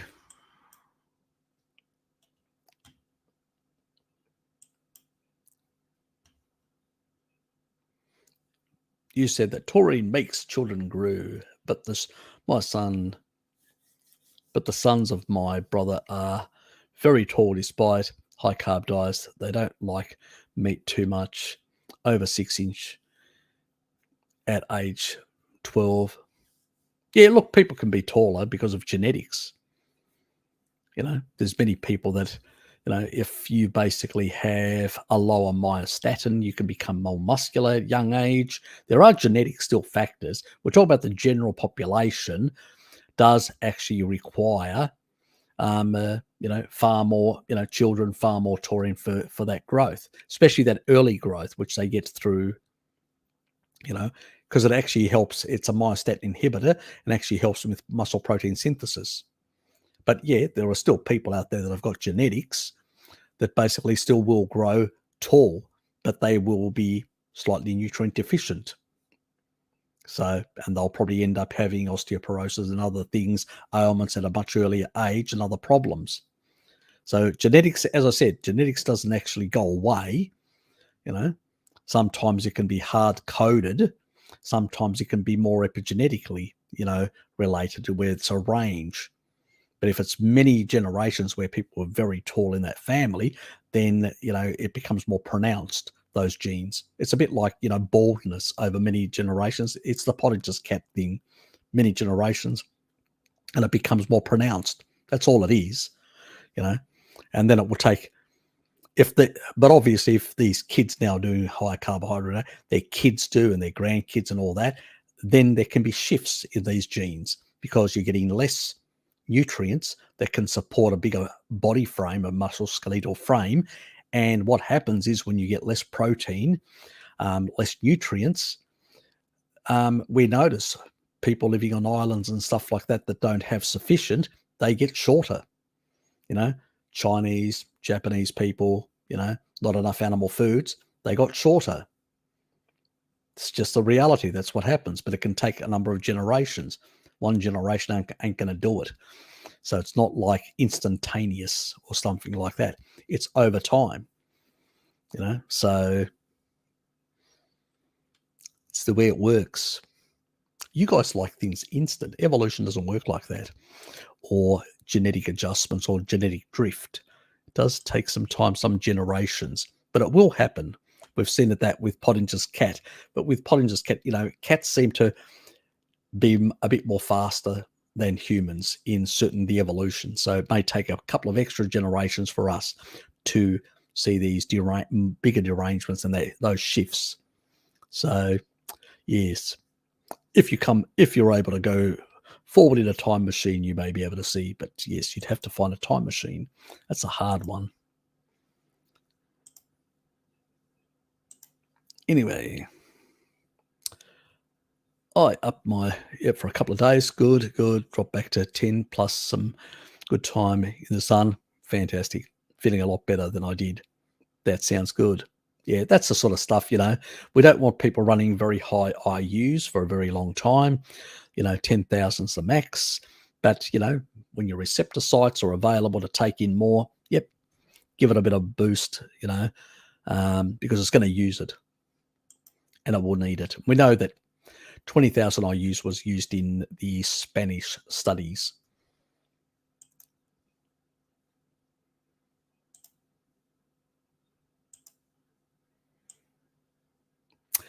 Got a Mr. H rant inside that when I come out.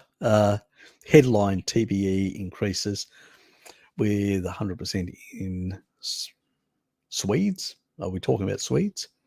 Following an article about unpasteurized milk and that it causes TBE due to antibiotics from TBE found in milk. So what are we, TBE? What is TBE? Acronyms, please.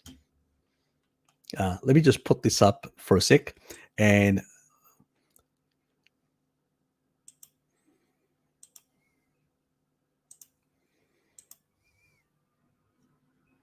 this is from Tracy. Don't worry, I've had both my shots and my booster.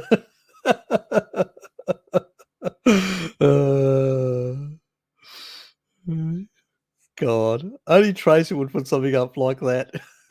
Nice one, Trace. Now that's the sort of shots and booster that I want as well.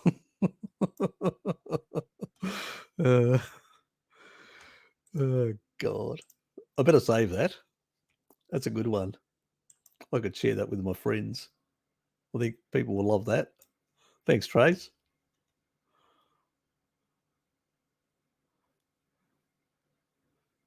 Has Fluffy Rainbows, is she still here? Or is she gone? Did-do.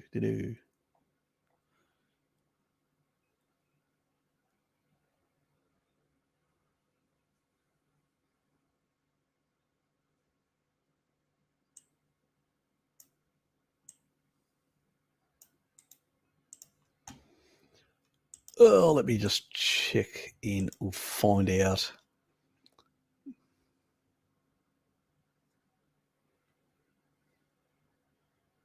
The tick-borne. Oh, that one. Tick-borne. Okay. Now I'm with you. Okay, now I'm with you. Tick-borne virus. Okay, yeah. Okay, gotcha. Now I was saying, what in raw milk? Yes, there is. Basically, like milk is about. What do they find? By ELSA, the greatest prevalence of antibodies were found in milk of sheep, 14.8%. So sheep milk has the highest that they found, followed by milk from cows, 3.2%, and goats, 0%. So goat milk it may be the profile of the goat milk.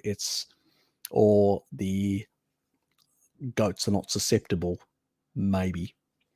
So even regular milk, there's going to be much less exposure. Now, in regions where there is tick-borne viruses, tick-borne exposure, in those areas where it can infect, it can potentially the milk. I'm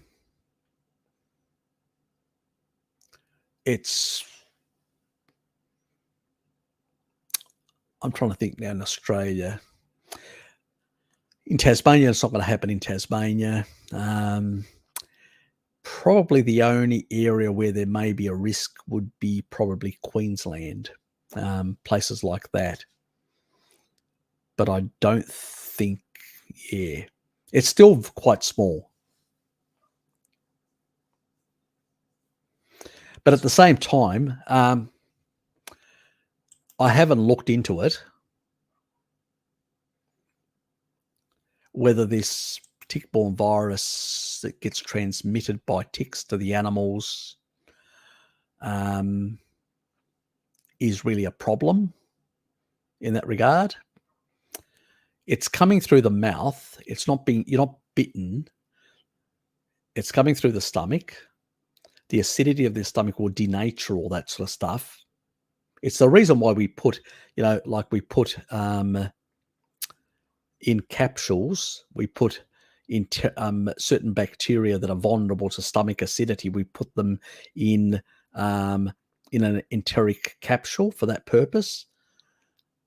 So I haven't seen any literature where from food sources you could actually get a tick infection.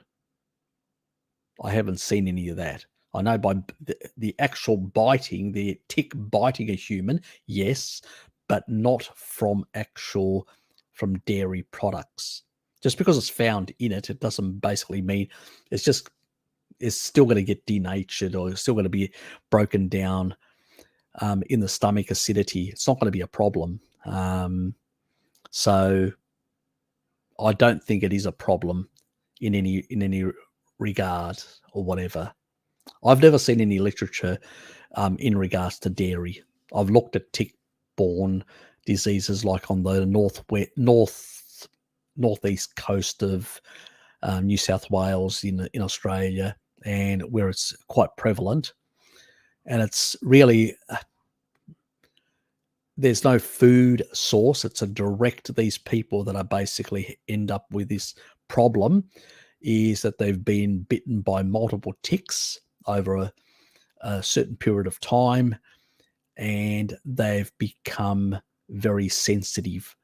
And then they have this sensitivity to red meat as a consequence. But also there are protocols that are now being used by a number of New South Wales hospitals and some others to desensitize people and actually bring them back to their normal ability to consume red meat and other things like that. So yeah, it's but I don't think unpasteurized milk is going to be a problem personally. I haven't seen, if you've seen any literature or real science that shows a connection, yeah.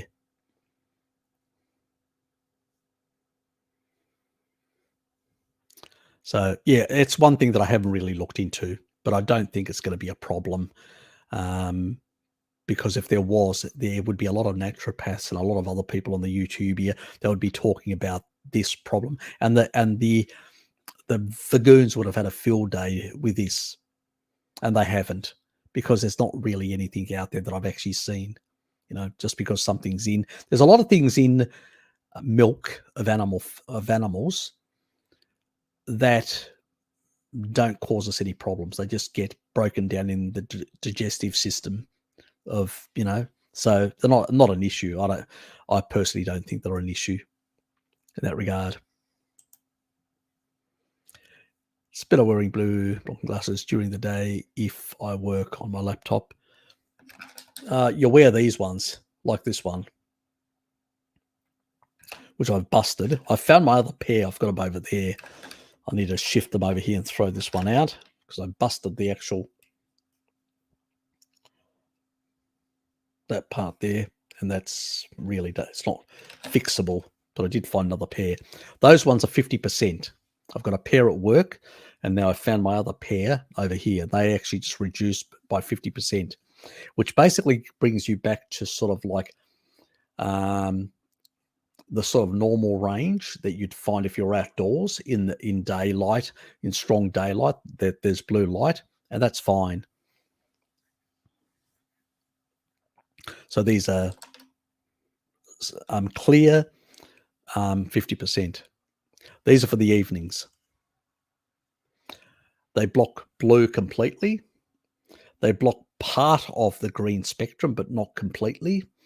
And then later at night, I've got the projector that if I'm watching anything, because I move away from the computer, I've got the projector, and I've got a red light there, and then I turn that off, and I still use these, so I did buy some red stuff ages ago, but I busted them accidentally. I stepped on them.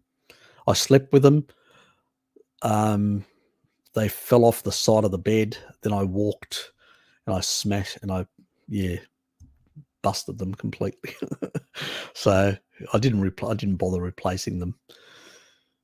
I don't see the value because I changed the light bulbs now, and they're all, my bathroom, my immediate bathroom is red, my bedroom is red. So at night, turn them on. It's not going to be a problem. There's no blue, green spectrum to cause any problems for me. So that's critical.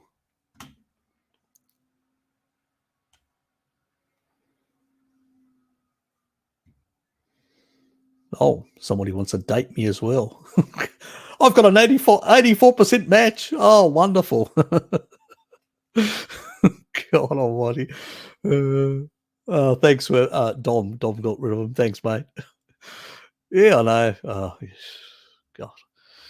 It's becoming these bots are appearing everywhere. I notice even some of the comments I occasionally get, all these sort of explicit connections to these pornographic sites and whatever else. I just delete them whenever I see the comment stuff. But, sometimes I do go back and YouTube's got rid of them because I haven't actually, maybe overnight I'm asleep, but eventually they do it. And so, but I still, if I see it, I'll get rid of it if I don't. And the reason I do, because I block them completely, remove them. So if they try to use the same account, it forces them to use a different account, so they can't actually repost until they actually use a different account, where YouTube is just specific to each comment, so it's less efficient. G'day, Dom. Good to see you. And thanks for getting rid of that other nonsense. Well, what's worse, seed oil or hydrogenated oil? They're just as bad each other. Hydrogenated oil is basically more stable. It will actually have less primary, secondary oxidative products and less aldehydes. But because it's changed its structure, it can incorporate into tissue and cause signaling problems. So if a fatty acid that is hydrogenated, like a trans fat, or or like in cases that are certain types, maybe a carbon 16, which is similar to palmitate, and it'll incorporate into the lung surfactant. What it can induce over time, if you've got too much of that, is incorrect signaling of the lung surfactant. So the gas exchanges don't happen properly, and then you can end up with a thing I call structural asthma, which is what my vegetarian younger sister had until I corrected it after. It took about 10 months to fix that problem. So it can incorporate and actually cause signaling problems. It's hydrogenated. On top of that, it can do another thing, not only that sort of problem, but if you've got inappropriate signaling and cells are not functioning properly, over time they can shift to senescence a bit quicker so that you can age the system. So that's a problem in itself. Seed oils, on the other hand, are toxic oils, less stable, coming out of a refined factory. It's sort of the same poof of crap, but the difference is with the seed oil is it's much higher in these primary and secondary oxidative products. So it tends to be a bit more problematic. It can rip electrons off different tissue types, causing more reactivity and more oxidation. And also the aldehydes can rip lipid membranes. So the bilayers, everything's a bilayer. One is a hydrophilic, another hydrophobic part of like cell walls or any things in the body. It can rip those structures and cause leakiness in the cell. So it can damage the cell. That's what aldehydes can do from these seed oils. So they can be very damaging to the membrane structures of cells, cell walls. So they work slightly different, but they're just as nasty and bad. And all of them basically all they are much higher in deuterium as well, and that is damaging to the mitochondria, especially when the levels are much higher, because the cutoff is 130, And through the Krebs cycle where water production is produced, you also can swap out the deuterium ions with hydrogen ions that don't have a neutron. And as a consequence of that, you can actually create metabolic water, which is clean, neutron free, which means it will produce energy without slowing down the ATP synthase, the rotational complex 5, the ATP synthase from rotating at high RPMs, and it can slow that down, or it can bust it completely. If there's too many neutrons that come through, then it can bust that completely, and then you're stuffed. Then all these folds in the mitochondria that you get, that's the inner matrix between the inner mitochondrial membrane and the matrix. There's all these folds, and those little grooves that are like that, they've got electron chains on both sides, and in that fold, that's where the concentration gradient of the protons happen, and then that pushes against and goes through the ATP synthase. Now, in that, if through that water, metabolic water that's being created, you get too much neutrons in there, they will come through. They're much larger, and they will bust those motors. They can't fit properly, and they will bust those motors, and then you will lose mitochondrial dense energy production capacity.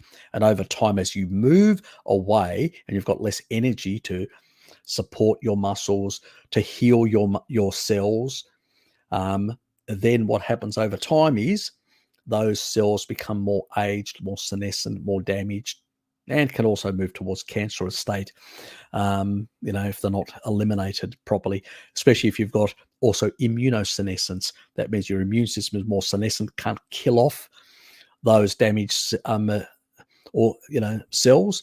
Well, then they could turn into cancerous ones. So it's all this sort of stuff. That's why an ancestral diet does provide that additional support to make these things work much better. But they're just as bad, but they work in different ways, in that regard. So obviously, something which is a fatty acid that basically has been hydrogenated can still be used for energy, no different than the polys in the PUFA in the seed oils can be used. And they can add within the metabolic water a certain level of deuterium, and that's the problem. So we want to keep as many of those ions out of the system, and the cutoff is about 130. Our bodies have got the ability to deuterium deplete. The sun can actually add an 18 parts per million per hour if your whole body exposed. And also, but at the same time, there's the problem of, excess. Once you get, like sugars are pretty much between 147 to 100, close to 160, depending on how refined they are. When it comes to seed oils and these hydrogenated oils, they can be double that. Like, most seed oils are around the 255 parts per million. Now, if you're taking in about 40% of your intake is coming from these seed oils, and currently that's what it is for most people that are eating processed garbage out there, getting a lot of seed oils, that's a problem because you're putting far too much of a load of deuterium in the system, and it just doesn't physiologically have the enzymatic capacity to remove those things. So as a consequence, they're going to damage your mitochondria. So either one is going to be damaging, and one slightly works a bit different than the other. One is more like aldehydes, primary oxidative products that create a lot of oxidation, in the blood vessels and all in a whole lot of areas. And then the other one incorporates and can be used for energy, causing problems. The hydrogenated stuff can be used also for energy. That will cause problems, but also in the other case, it will also, cause signaling problems. So not a good, neither of them are good. So one's in, the hydrogenated stuff tends to be the sort of the margarine type things. And obviously the seed oils tends to be the stuff that most people cook nowadays because it's cheap. Actually, 40% was coming from the Ukraine. Cheers, Putin. There's less seed oils out there. Even though what he did was, yes, naughty, violating somebody else's territorial integrity. But yes, there were a lot of other politics behind that. We won't go into that. We've discussed that before. Anyway,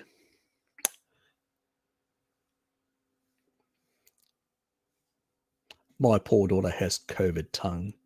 You mean she's giving you a bit of a tongue lashing with propaganda?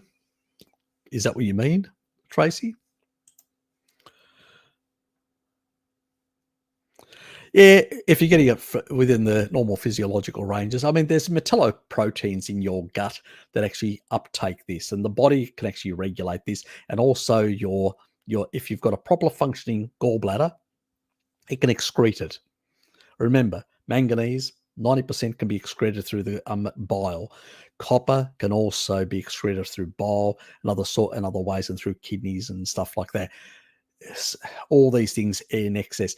If you've got a proper regulator, in particular, if you're eating a species appropriate diet with enough taurine is the osmolyte that regulates copper, zinc, sodium, potassium, magnesium,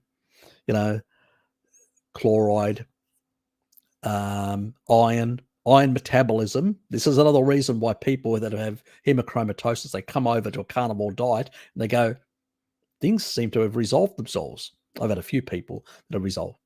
And when they use taurine, even better, because it's an osmolyte, it's regulating. And remember the young ladies in the Gaza Strip that were actually supplementing, due to the research that they had done there, supplementing taurine to regulate and get rid of their pernicious anemia, due to, they were able to regulate. The body then can regulate and say, okay, we need more of this. We need to recycle it back in the system. We don't need to lose it. We don't need a lot of this. We need to get rid of it. So it can actually create homeostasis. That is what a regulator does. That's what taurine does. Taurine is in animal foods. Animal foods facilitate other transporters of taurine, and that facilitates the regulation of all these ions, which means it regulates and eliminates a lot of these problems, electrolyte problems,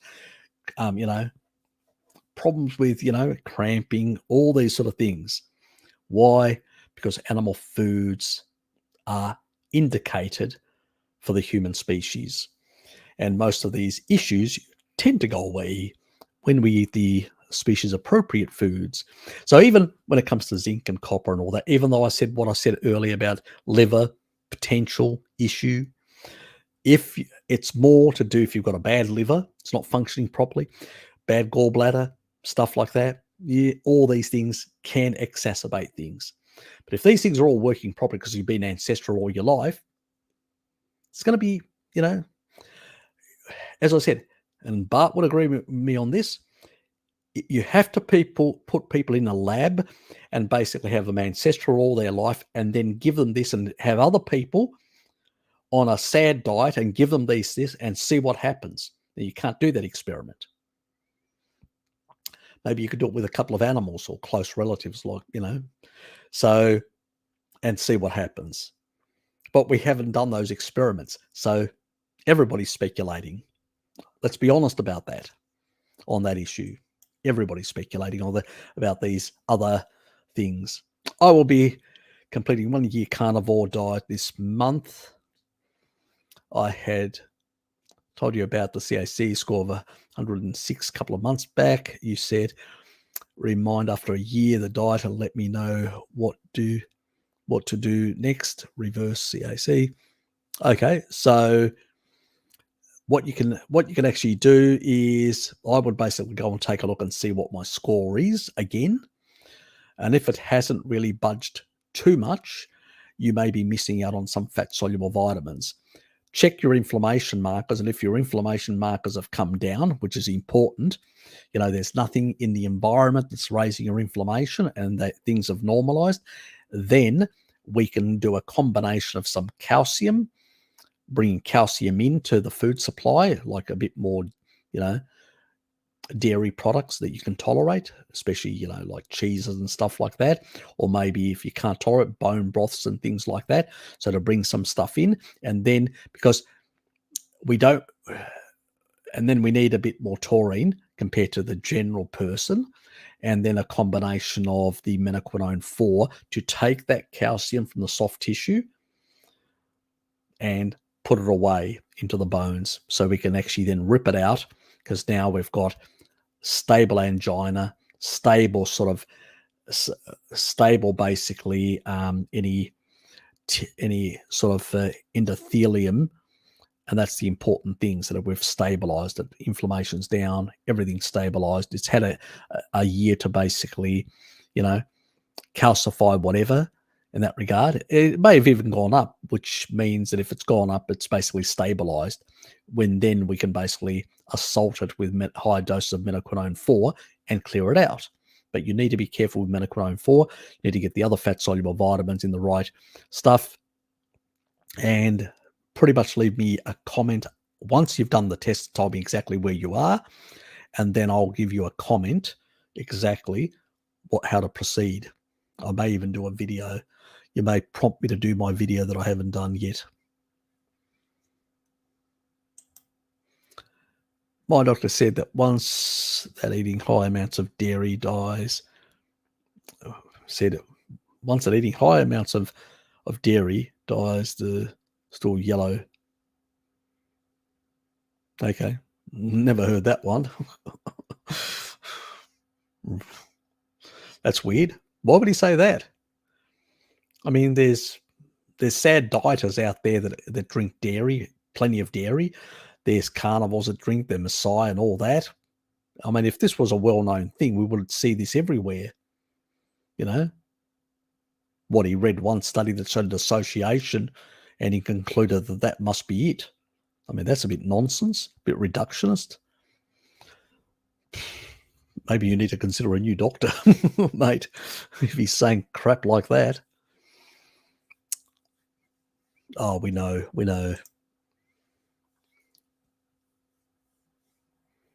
Oh, God, not again. Oh, God, those lunatics over there. Somebody needs to get rid of that guy. Somebody needs to vote him out, please. Harry, what causes regular occurrence of tonsillitis, and is there a way to stop it from happening? I did have my tonsils ripped out when I was a young kid. We don't really know. That's the simple question. But I would suspect, because it is part of the immune system, your tonsils are part of the immune system, I think it's really important to keep them and protect them. I think that it's, are you getting enough fat-soluble vitamins?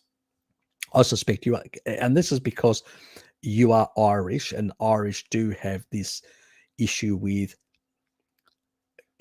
you can't convert carotenoids, and you have a tendency as a population to run a much lower level of retinol in your systems.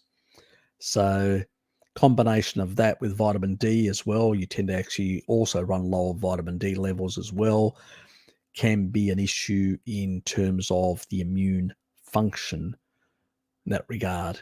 So those are probably important, the fat-soluble vitamins, to getting them in to improve the immune system. But no, it's one thing that I've never really looked into it. Maybe because I had my tonsils ripped out and it became a non-issue for me in that regard. See, what actually ails you tend to have a bit of an interest in, like tinnitus, like cardiovascular, like these sort of things. Fear of cancer, like, with my lung and all that, being quite fibrotic and glassed over. So things like that motivate you. But yes, tonsillitis became a non-issue because they got ripped out, which makes it also slightly more vulnerable to respiratory infections, which is not a good thing to lose your tonsils. I suspect one of your kids or whatever, I'll look into it. I'll look into it. Let's see what the literature really has to say. Going back, looking at past literature and current literature, sometimes the past can be better at elucidating, explaining causes that may be driving it. But obviously, it's going to be susceptibility to certain pathogens. There may also be, I remember something ages ago, that tonsillitis tends to be more pronounced in people that eat carbohydrates and tend to have a different microbiome profile. But I never investigated it. So I don't know. Maybe, it's a big maybe, a big question mark, that maybe the oral microbiome has something to do with how robust it is in dealing with the assaults of pathogens coming through.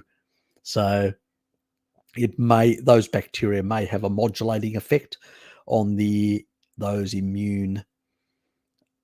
part of the immune system, but I'm not sure. I vaguely remember reading something ages ago, but I guess, again, it wasn't a priority interest for me, having lost my tonsils. Yeah. But it could be related to that. So obviously, if kids are eating a lot of candy and stuff like that, they're likely to have a different type of oral microbiome than somebody who's more ancestral. So could be interesting in that regard. I think there is a connection. Obviously, we definitely know there is a connection between what you eat and what your gut microbiome is like and what your oral microbiome is like. But whether the oral microbiome, I think it's got to have some sort of effect on, the lymph nodes within that area and within those mucosal, those whole areas within the sort of respiratory system. There's got to be some relationship there. I vaguely remember something Dom ages ago, but I never really went deep diving into it to really be able to help you. But yes, it's probably something. Yeah, it's a problem for a lot of kids in particular. Their immune system is still developing at that age. They're a bit more vulnerable to those sort of things where, their immune system in that specific region can overinflame. And I do think that some of those, I can't remember exactly which bacterial strains, tended to have a slightly, can't even remember what it's like was it a calming thing? I can't even remember now exactly. Some sort of effect where it's sort of, ease things down a bit in a sense, but I can't remember the exact language that they used. And it wasn't one study, it was about 2 or 3, but it was, God, so long ago. It was a period when I was actually, with my wisdom teeth and stuff like that, and I was looking into the oral microbiome for those reasons. I've never done videos really on it, but I've talked about, the sort of the Ruteri stuff, which is fairly good in that regard for the oral stuff, the certain strains, but I've never really gone deep into it. Most of the things resolved, so I didn't really care about it. But I'll look into it. I'll put it on my list. Because there is so many children that do suffer tonsillitis because of an immature immune system that gets oversensitized, and whether how we can modulate. So I don't think, I think that those Ruteri strains play a role. There are other strains as well. There's a combination of them. So I have to look into that a bit deeper. That may be a solution. I think that there probably is, but I'm not 100% sure. You know what I mean? I sort of, it's sort of like subconsciously, I sort of can remember the sort of stuff without being able to.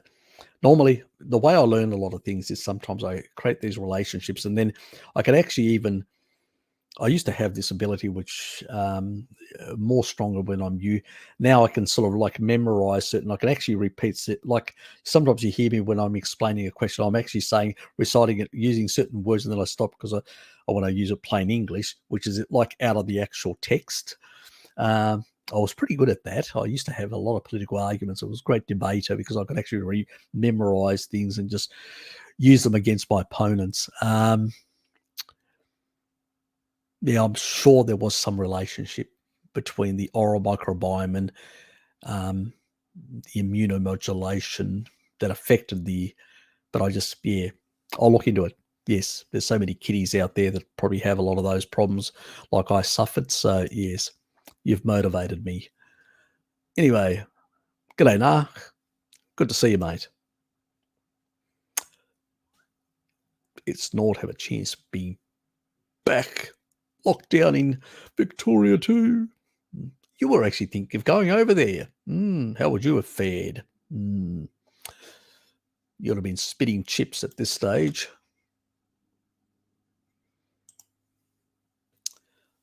If I really can't sleep, I take 300 micrograms of melatonin with a couple of grams of taurine. Great.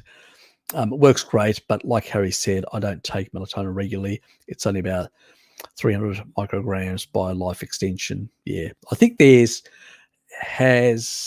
think because we discussed it last time, I think theirs has third party sort of. I don't know whether it's third party independent or third party which they paid for.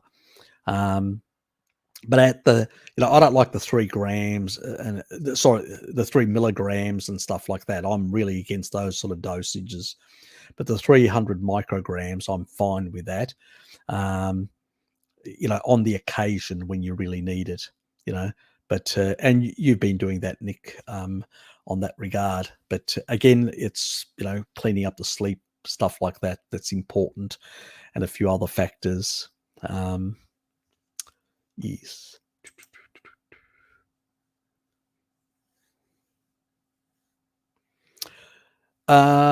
Look, obviously there are xenoestrogens, there are microplastics that can still in those sort of things. But do I buy certain things in plastic? Yes, I do. I have to say that. It's really hard to get away from all plastics.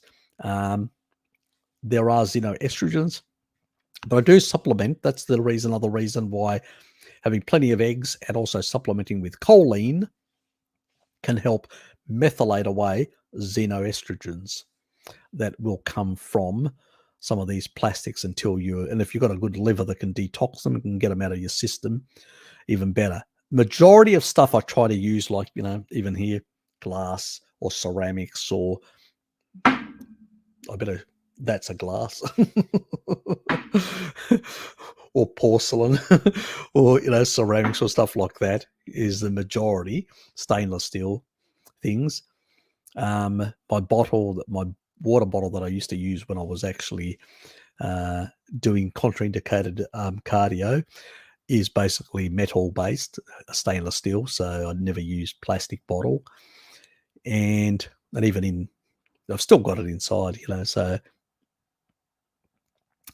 the other plastic one that I had years ago, I threw it away. But yeah, as long as you don't overdo it with plastic. I mean, yeah, it's very hard to get away from all plastic. Let's be just really honest about that. The Evian water comes in plastic, which is annoying. All my other stuff is all in glass. So, like all my kombuchas are all in glass. None of them are in plastic. And so they are heavier to move around and stuff like that. And I sort of there's the next bar one. I think that's the one that me and Hello Kitty get, and that's in a glass as well. It comes in 4. So it's only the Evian water that I use for my coffee. That's the only stuff that I actually have. And my raw milk that also unfortunately comes in plastic as well. So, which is annoying, but yeah, I can't get raw milk in glass. If I could, I did used to get pasteurized milk in glass from the IGA store further up the road here. But unfortunately, when I went to the raw milk, I couldn't get it because that's all they produced it in. So something to do with their device where they put under high pressure, their glass wouldn't work, so they had to use a special plastic. But the plastic is very like a very different type of plastic, so it's not like some of the other commercial plastics. Supposedly it doesn't have the leakage issues of the other plastics, but then again, do I really know whether that's so yes, so I tend to basically say, okay, how can I mitigate that? Yeah, obviously I'm going to use some choline to methylate away the excess. That's all I can do. That's, I think, we can't escape the modern world. Let's put it that way. We're still, yes, tied to it a bit. Llama, yes. I noticed you did send me some stuff, but I haven't looked at it yet. We may need to get back together as well for some of those small videos. But later this week, I'll send you an email when I'm free and I don't have many other things on my plate. What kind of a lot of problems could melatonin cause for some people? Look, nobody's done any research whatsoever. It's all basically based on stuff that, it affects the sort of circadian rhythms. It affects certain parts, production within your endogenous production, stuff like that. And that can create a dependency. And you could end up also getting outside physiological ranges by taking it severely, because there's no FDA approval of any of this sort of stuff. So really, as like Nick, you go for the lowest, like really low levels. And luckily with Life Extension, there's a bit of third party, but still, it's not regulated. So you're not 100%. It's like the niacin that I get. It's a pharmaceutical grade, approved by TGA in Australia, which basically means that if it says it's got 250, it's got exactly 250.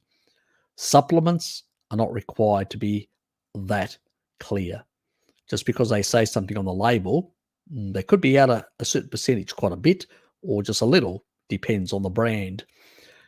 So some have better quality control than others, depending on the company and what their production costs are, because that's really what it comes down to. How much ends in something. One bottle may end up having a bit more than the other because the production quality is much lower, but it's cheaper to produce because, so there's a lot of factors. But it's not something that we would like, because when you do affect sort of the way melatonin is used in the body and the way it's produced endogenously and all that, it can affect sleep patterns, shift sleep patterns, and affect a whole lot of other systems, reparative systems. So we've got to be very careful with supplementing a lot of things. Stick to the diet primarily, and if you're going to use anything, use it for a very short amount of duration of very low loads.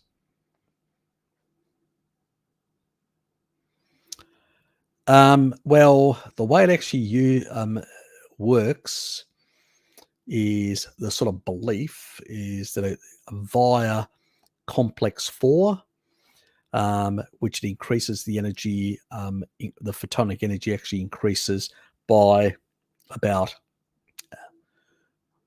about 30% extra, and that extra energy then helps with that extra depletion, is the way it works.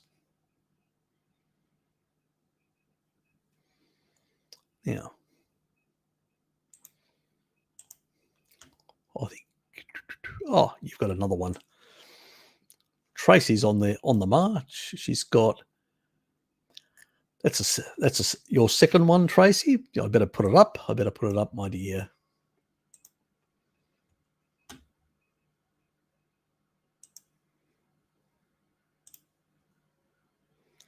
I've been a bit slow today on putting up little images.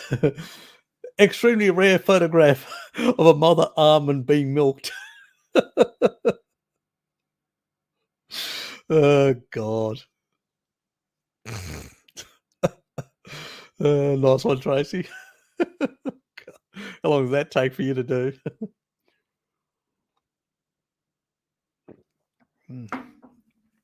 God, it's nearly 9 o'clock. I better drink my milk. Still, I'm only halfway through. Got a bit of skullet.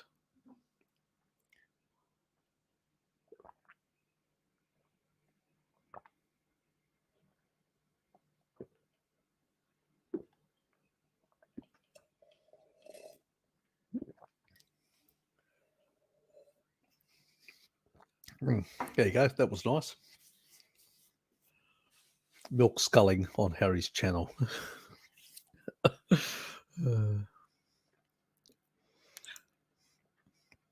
Anyway, back to the fun. I don't use plastic bottles and plastic containers at all. Well, plastic containers, we got rid of them because we bought some glass ones, remember? So yeah, I've got rid of all the plastic containers as well. It's just basically the Evian water and the raw milk currently, which is a bit of an issue. And even when I use, to take stuff like meat, I've cooked meat and I want to take it to work so I can warm it up. What I do is I've got baking paper and I wrap it in baking paper and then I put it into the plastic. So it's sort of minimize the, because there is always very minor micro particles that can actually seep into that meat. And so I do that sort of as a precautionary thing. The other nice advantage is that when you use the baking paper like that, then you can take it out and put it into a little oven or microwave or whatever, and sort of it's already covered. It's all ready to go on the plate. Bang, done. So then you just pull away the thing and knife and fork and away you go. G'day, Mike. A lot of people these days are deficient in retinol. Obviously, you don't need to supplement and eat massive amounts of organ meats or liver. Definitely not. But at the same time, going close to zero and not having enough to regulate matrix metalloproteinases, collagen degrading enzymes, is not a smart thing either. And we know the Westlake Price noticed that the most healthiest people were the ones that were consuming more animal foods and getting more fat soluble vitamins. So that guy was just doing mega doses with his clients, which is inappropriate. And then basically to correct that, he went nearly to zero, which obviously, because you got, and then, but sticking to that extreme level, there's going to be deregulated derangements in collagen in the long run for his clients if they don't go back to getting sufficient retinol from the diet. We'll see how it plays out. Who knows? Maybe those people continue eating some eggs and stuff like that and still get enough retinol and not really get into those danger areas of very low retinol deficiency. We'll see how it plays out. I don't know. His clients, I have no contact with them. So, yeah, can't see the UV would knock neutrons out of their teromatin stable. No, it doesn't. It's just basically provides that extra energy to support as I said earlier, provides that extra energy just to support the extra enzymatic process. Speeds up slightly also the Krebs cycle by so the extra energy, and helps basically doing that's where the depletion happens. That's where the water production happens. So obviously that's the reverse also happens. If you've already damaged your mitochondria, you've got less energy production, you've got more senescent cells, obviously you've got less capacity to produce metabolic water and also deteriorate. So over time, that means it accelerates the damaging effect of deuterium, since you can't clean it out of the system because you don't have enough energy. And this is what happens with senescence. Senescence damages neighboring cells through cytokines, through all these sort of, the extra deuterium these people are eating with all the crappy diet that people have, seed oils, sugars, and refined sugars. And it just basically increases the rate of senescence, the rate of cellular damage, and accelerates that. And eventually that is why we're seeing younger and younger people having cardiovascular disease, cancer, all these things. They're all part of, yes, the wonderful future of eating crap and getting sick at a younger age. Yes. But that's the world we live in currently. And now they want to take us to 100% and ban our meat in some people. Yes, over my dead body. I say to them, Harry, these earthing bans for the runners don't need to be directly be in contact with the naked skin through the sock. They work to, apparently, yes, through this sock. That's what they claim. I'm not saying either way. Look, I take it this way. I'll give you an example. In the past, people had some level of earthing. They were wearing leather soles, and they also were wearing socks. Now, I use cotton socks. Mine are all cotton. The natural fibers. I don't know about synthetic fibers. Obviously, synthetic fibers have some level of plastic in potentially, or petrochemical product that acts as an insulator. So obviously, if you're using socks that have natural fibers, not a problem. If you're using socks that don't have natural fibers, then that could be a problem. Yes, because you'd have the insulating effect of those sort of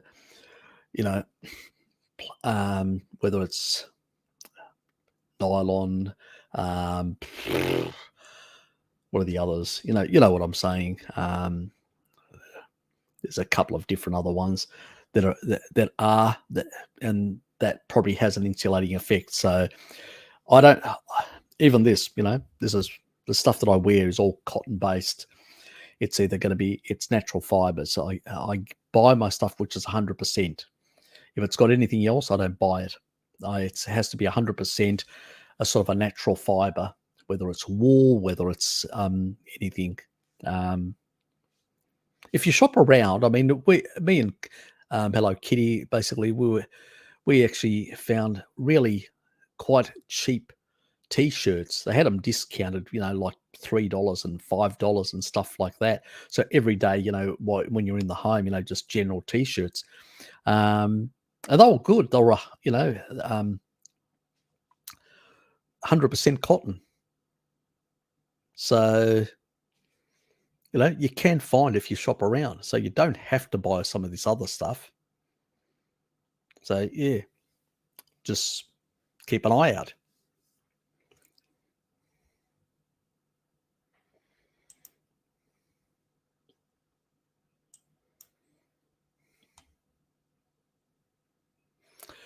Yes. Very, very unfortunate they do.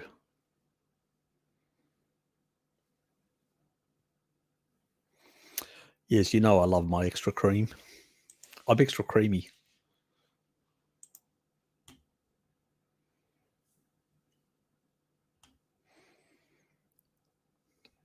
I'm trying.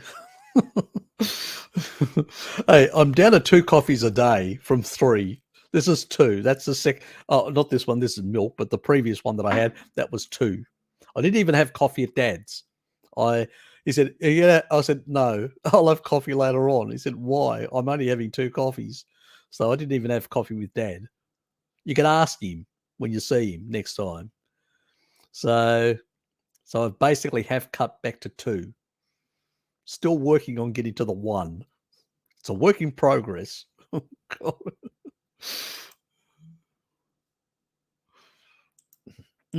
Anyway, yep. Let's go down. Less talking about that Harry fellow.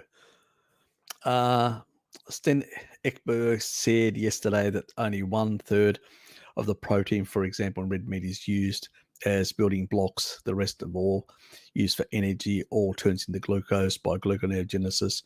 So much. That's just nonsense. Absolute nonsense. He's talking crap. Absolute crap. Never heard anything worse, Stefan. I've got a video. There's a video that I actually make fun of Ray Pete that talks about this exactly on my site, showing quite clearly evidence to the contrary. Doesn't understand. We use glycerol backbone. The only time you're going to use protein is if you're spiking your meals with glucose. And by doing that, you're basically shutting off, lipolysis. If you're shutting down, well, you don't shut it down completely, but if you're shutting down the ability to access, your sort out my dry throat. If you're shutting down your ability to access fat from your fat stores, yeah, that's what happens to people that eat too many carbs. They raise their insulin. They shut off hormone-sensitive lipase. They can't release fatty acids. And as a consequence, if they don't get enough energy, they start using, protein as the next thing. If they don't get enough protein coming in from what they eat, then they start wasting away their muscles to get energy. At the end of the day, there is a certain physiological requirement for glucose in the body, for the brain, the red blood cells and stuff like that. And the body will get it from wherever it can. Will still get the energy that it needs. But that's nonsense what he's saying, because that's not how it works. It'll use the glycerol backbone and it'll use the free fatty acids for the rest. So glucose, and it'll be stable, So it's nonsense. Doesn't matter how much. It's demand driven. The body will use as much. What it does is it actually, when you eat a big steak or quite a bit of meat and stuff yourself, all it does is it takes longer to digest. The less meat you can digest in a couple of hours. The more meat can take up to 4 or 5 hours to digest.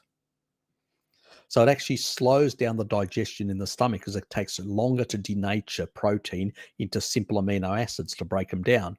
And then those amino acids are slowly released through the lower sphincter into basically the gut, and then the enzymes that are required are released from the pancreas, and then through that middle part of the intestine, they're absorbed into the amino pool. And slowly over many hours, so if you had a lot of meat, it may take you up to 6-8 hours to digest. That's why we say don't eat a lot of meat at night. That's why we say eat in daylight. Me and Bart, I usually eat about 3 o'clock. Bart usually eats about the same time or a bit later sometimes. So do I sometimes at 4, but primarily at 3 o'clock. Even having a big meal, 8 hours, 11 o'clock, I'm done. Then I can go to bed. I usually go to bed about that time. So it's not an issue. So, and it's just slower, and also peristalsis is slowed down slightly to basically slowly take in these sort of things. You just digest over a longer period of time and replete that amino pool, slowly digesting and taking into the amino pool and using it for building blocks or whatever, not only for cellular walls, but also basically for enzymes and other peptides. So, that's pretty much it. I don't know where he learned his physiology, but he's got no idea what he's talking about. Glucose neogenesis is demand driven. It's not supply driven. He's got no idea what he says. And the 1/3 that he talks about, that is protein utilization. That's where basically your different protein sources have a different utilization level. Like eggs have a 49%.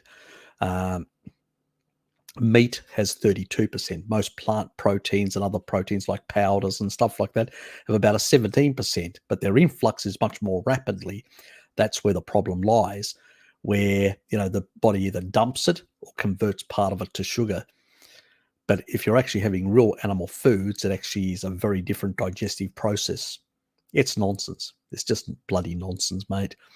It's really just nonsense and a complete misunderstanding of physiology. So, because if that was the case, your blood sugar would go sky high. with a big, carnivore meal, but it doesn't. It's demand driven. It's not supply driven.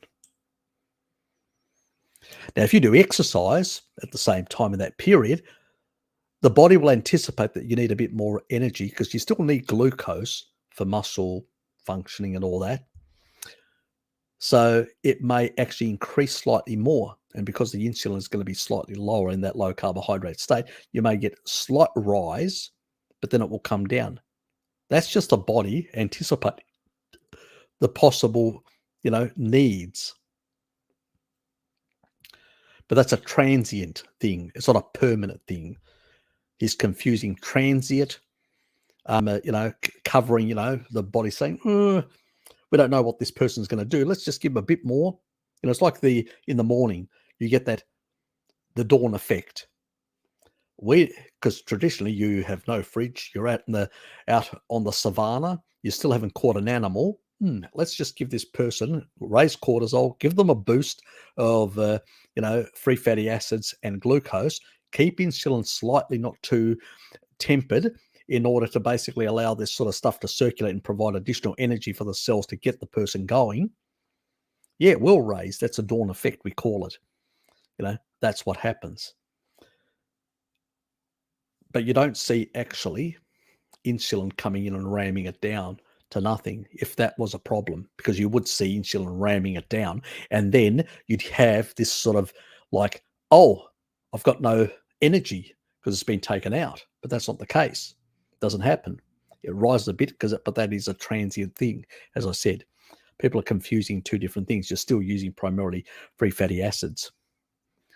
Yeah, I don't know what these people, such reductionist nonsense is beyond, they just do not understand physiology.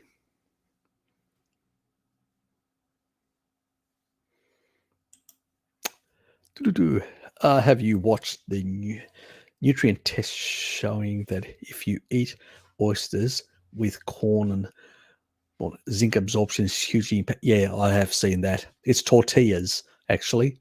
It's corn tortillas. It's down to basically nearly zero, practically. Yeah, it just tells you how much anti-nutrients are in corn tortillas. Not a good thing.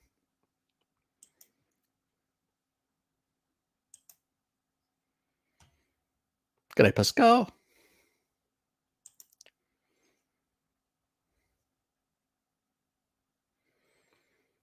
I'm working on it. God, stop badgering me, women. God, what I have to put up with, Tracy. You're drinking too much coffee.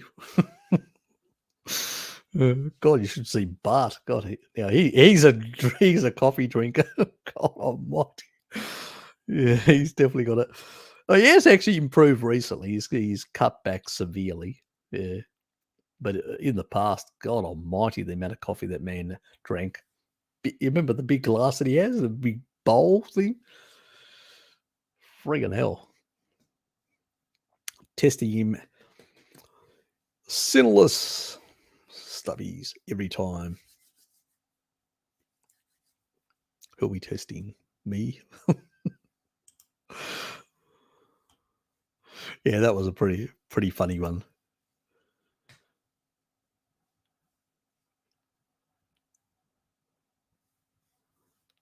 The sinless. Oh yeah, that stuff. Yes, I'm with you. Ryan, how are you, mate?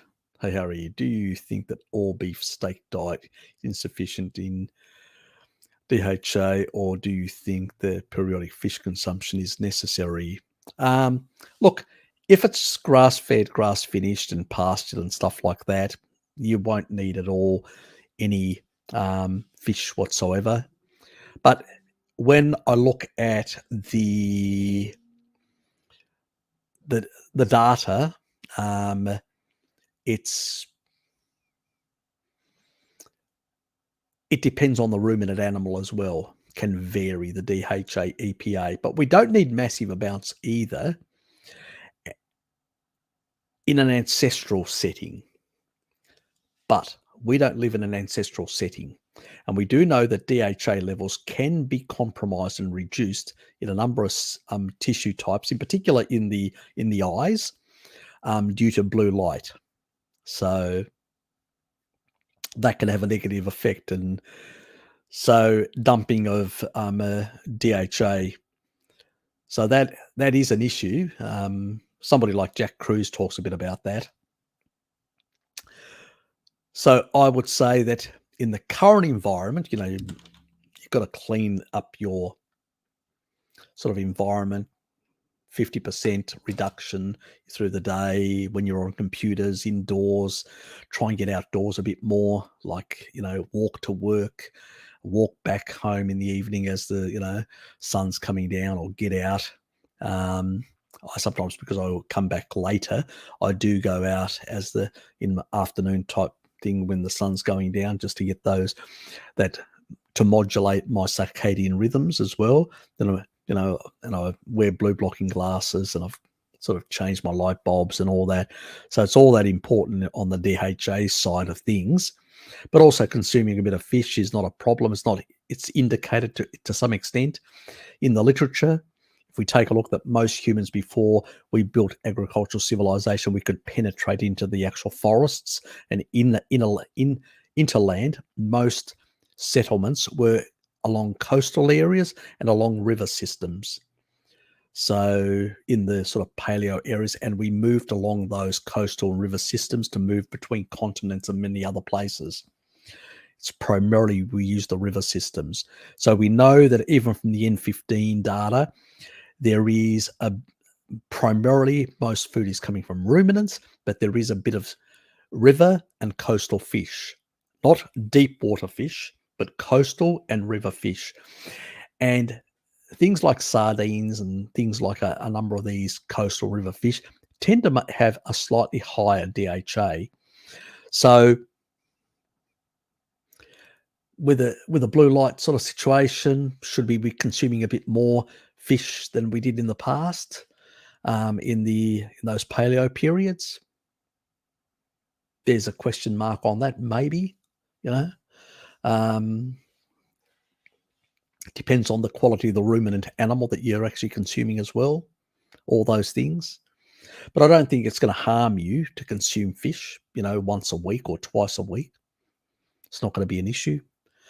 Japanese consume far more, and they still outlive the Americans, even on their own version of a standard diet, mixed diet. So I don't think it's going to be a problem in that regard.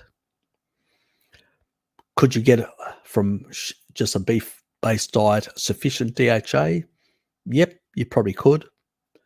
In that regard, depends, as I said, on a lot of factors: genetics, blue light exposure. There's a lot of factors that are actually at play, where your sweet spot's going to be and whether you're getting enough or not.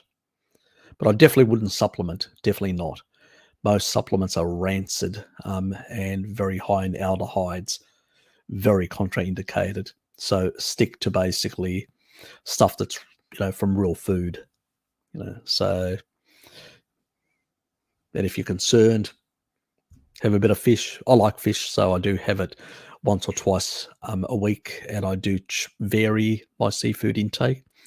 I'll have oysters, I'll have scallops, I'll have prawns, I'll have basically mussel soups and stuff like that. All sorts of seafood. I enjoy seafood. I've grown up with it, so I don't subscribe necessarily to a steak-only diet. But if somebody wants to do a steak-only diet, who am I to tell them what to do? At the end of the day, it's your body, Ryan. What you do is your business. All I do is just basically blow away some of the bullshit out there and just put some of the stuff correct and say, well, people are making these claims, but do they have a scientific validity to it? And that's how I approach things. I don't claim that I know everything. Nobody does.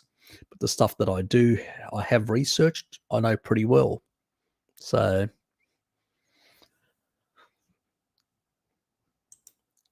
anyway, all because I have good coffee machine. Yes. Stop bragging. Yeah, it is actually. It is. G'day, Gary. Yeah, it is a bloody good. Actually, I was going to ask him, where can I get one?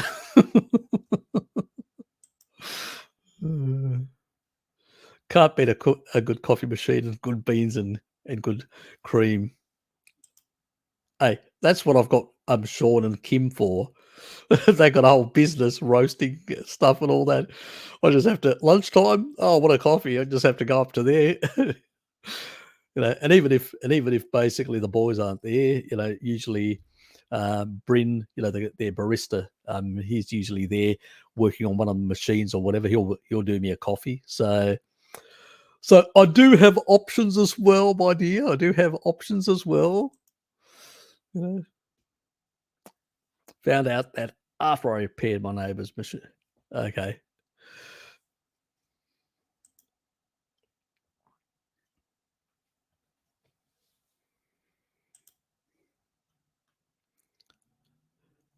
Harry needs to upgrade his policy to only those who have subbed, hit like, and ask questions. Oh, that's another thing that, yes, at the moment it's only, well, you can't actually, that doesn't work. It only is basically if you're a subscriber, you can basically, but if you're a subscriber, why aren't you hitting the like button, please? I mean, it's there, it's easy, it doesn't cost you anything, after all.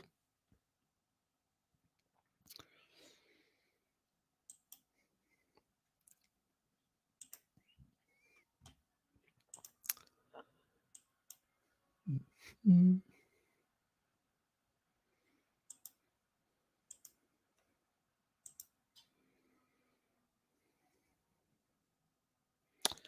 Okay, there are cases of TBE recorded in Slovenia and in my country from raw goat milk.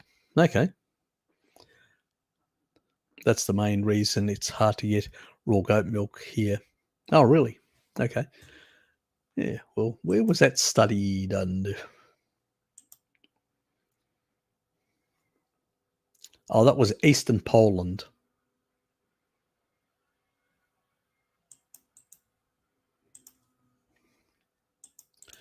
I'll stick it in there. That was Eastern Poland. That's the study that actually said that from goats it was 0.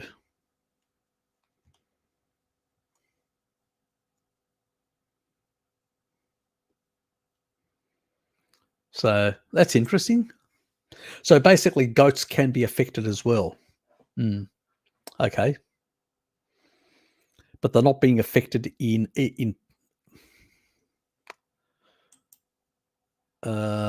Eastern Poland. Okay. Well, Eastern Poland. I mean, Slovenia is all the way over closer to Italy, below there.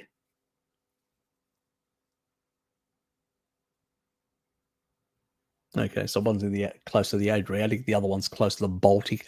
The Baltic, it is colder up there as well, Eastern Poland. Maybe the different cold levels affect animal livestock differently in different places. Could be that. That makes sense, So, goats up there may be more hairy, much more difficult for ticks to get in and bite them. Don't know. Haven't really checked out the goats in that area. I do know plenty about the Greek goats, but not enough about these other goats in other areas.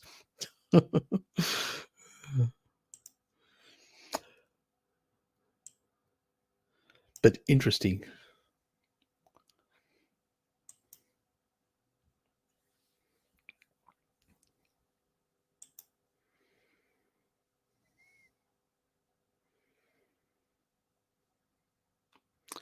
Ah, yes, the lovely bots. The loving bots. Blocked and reported. Thanks, mate.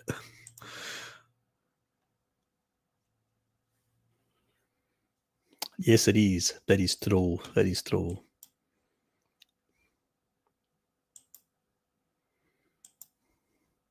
Yes. So if you haven't been breastfed enough when you were young and you felt that you missed out, just buy yourself some goat milk.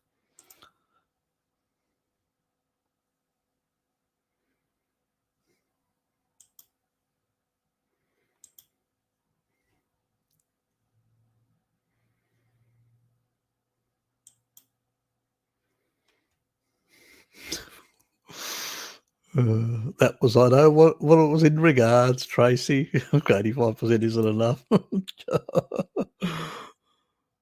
Oh, yeah, exactly. You said it. I didn't say it. You know you're going to be in trouble with her.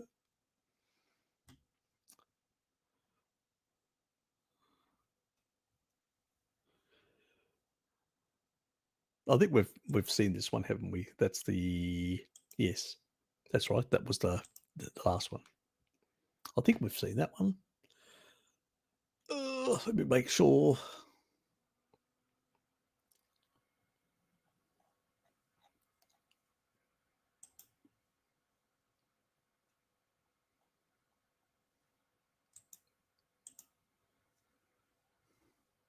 Yep, that was the the almond one.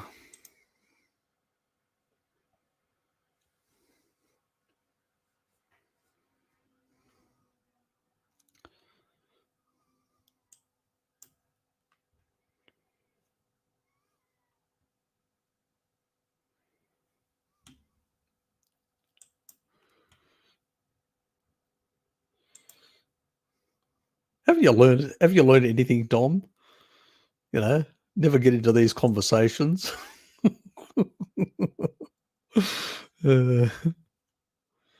Just stick with the program. G'day, Sarah. Oh, the Randall Cycle's here. Good morning to you as well. Thank you. I hope you're engaging on a regular basis. Somebody has to. We'll give you a nickname, Philip. Oops.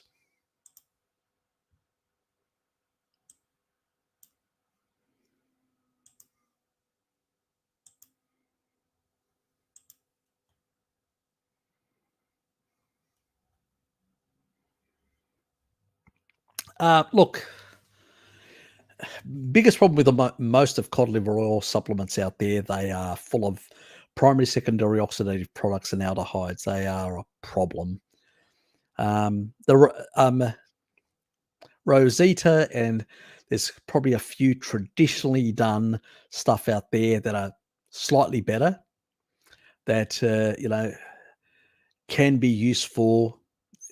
I've used them in the past as short-term sort of supplementational purposes, and I've combined them with a low-dose a low-dose vitamin E, which is a combination that I've done to refresh, and with astaxanthin to refresh those sort of fatty acids. And that's how I basically done it in those cases. But just stick to the coconut based vitamin D, or a vitamin D that doesn't have any oils whatsoever or anything fat. You just basically can combine it with a meal, which is a fatty meal, so that'll work as well. So those are the two options that I usually recommend: the coconut one, or the plain one, which has just got the vitamin D, and you can combine it with food, because you'll get the fat from there, fat soluble, for the fat soluble vitamin. Yeah, but it's the cod liver is, like the Rosita one, is specific things, certain people that may be requiring it. So that's more that. If you can get the actual cod liver itself, like buying cod and actually eating the liver and stuff like that, that would be it's much fresher. It's actually a natural way of actually getting it. Yeah, occasionally I do buy cod. Actually, when I went down last time with Hello Kitty and buying some seafood, we bought, I sort of was more focused on getting calamari, squid, and a few other things that I wanted at that time. So, and the pricing of the cod was a bit on the pricey side. So I said, I'll wait. And it's usually more in the season when there's more around, and it's slightly, I'll buy as a whole. And these are sort of whole cod. And basically, I'll cook up that sort of stuff as well, the organs and stuff like that. So, but it has its place. Let's put it that way. But I don't use it for the purposes of that sort of supplemental. It's more addressing pre-existing sort of imbalances and stuff like that that people may have, and sorting those things out with a high quality cod liver oil. But eventually I do want people to get their DHA and EPA and their vitamin D from the sun, from food, from stuff like that. It's just that basically even the best quality like Rosita, it's still not like fresh like traditionally would have been done. You would have extracted it in a fresh, you would have basically stored it very cold and limited any oxidation to a very low level, to a level where the body can actually handle, as the ability, the intracellular antioxidant system has the ability to deal with. So, and the Rosita one tends to be very low. So, but there are other options. So that's why I prefer the other options nowadays. James, how are you, mate? Haven't said hi on a stream for a while. That's fine. Love this one so far, but popping out. Have an awesome day. Thanks, mate. Take care. PS, have any advice? Yeah, there's plenty of research out there that you can look at. There's some sites that actually I may go through at some stage. I'm not going to do it now. I don't have time. I've got other things to do, but I may go through and actually review a number of sites that I subscribe to, and also some textbooks that I think are less reductionist and provide some good information and all that. But I think also your mindset is really important, James. You know, just because in a textbook it actually shows you a pathway, an enzymatic pathway, all these enzymes that do a certain function, that all these systems are interacting with each other. You have to get that into your head. You have to move away from that reductionist thing and thinking how there's homeostasis, how this is balancing, interacting with this and that. Once you realize that by looking at multiple different studies and multiple things and seeing mechanisms, how one is affecting the other, then you start getting those aha moments, and then you realize, oh, that's how it's actually interacting in the physiology.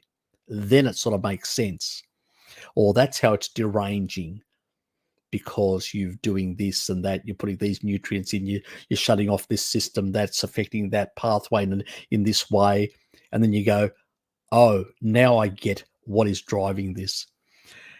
And that's not what they teach at school or in a lot of these books, unfortunately. So it takes also a bit of lateral thinking when you're looking at this and not in a reductionist way. So, which is hard for a lot of people because they've been taught in a reductionist way. You know, I'm very much a problem solver, analytical.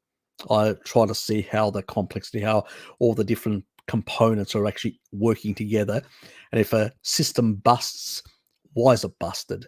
What's missing? Whether it's code, is the algorithm somewhere wrong and it's busting, dropping out, whatever, or a machinery type thing. You've got to view things in that way. And that's why I say the engineers, because my faculty, the spatial science is part of the engineering sort of faculty, they have a different mindset in the way we problem solve and look at things, you know, from this root-based. We have a different approach, where a lot of people in the medical and stuff like that have this really reductionist, narrow way of viewing things. They just don't see things as systems and understand that complexity and where there can be failure. And in our case, in terms of physiology, there are pathways that can actually, certain things can inhibit things and shut things off and stuff like that. And we can see that failure.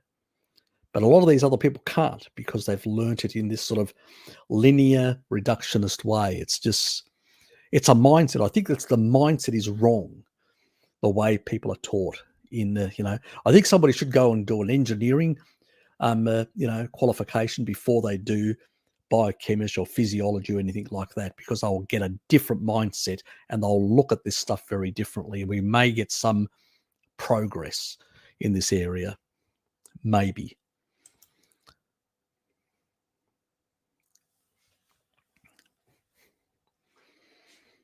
Yep, not a problem. You're welcome, mate.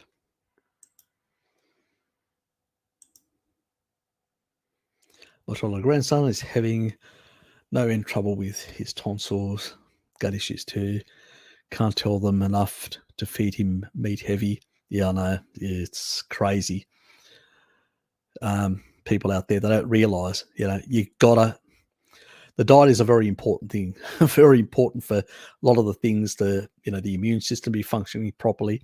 Get them, it's not only the meat, get them out in the sun. They're indoors on these friggin' tablets all day. That's not how young people should be. Kids should be outdoors playing a bit, less on tablets. Actually, I think that one thing that I know some parents that have actually seen improvements in their kids, what they've done is they've actually withdrawn the tablets for a certain length of time. Go out and play. You're not going to have anything to do with a tablet until at a certain time slot. Go out and play, come have a meal then. And I think that's a better way. I think there's a problem the way people are bringing up kids that are also adding to these. No lollies, WeChat. You nasty grandmother. Thanks, Harry. Tonsillitis hits a lot of kids. Yeah, it does.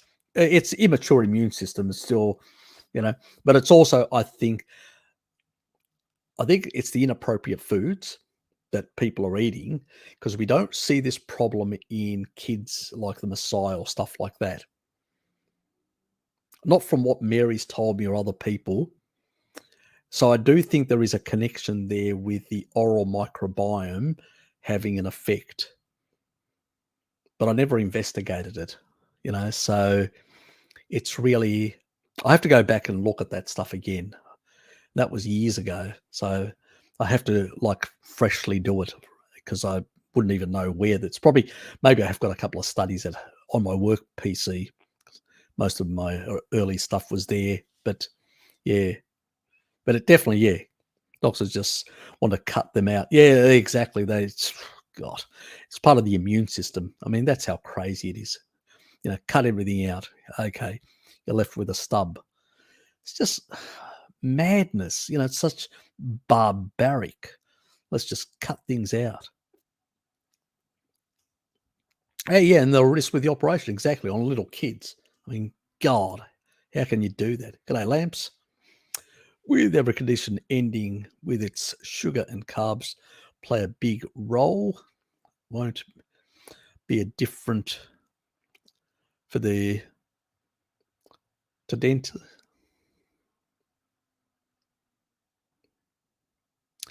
Yeah, I mean, that's the sort of stuff that I'm sort of alluding to in that regard.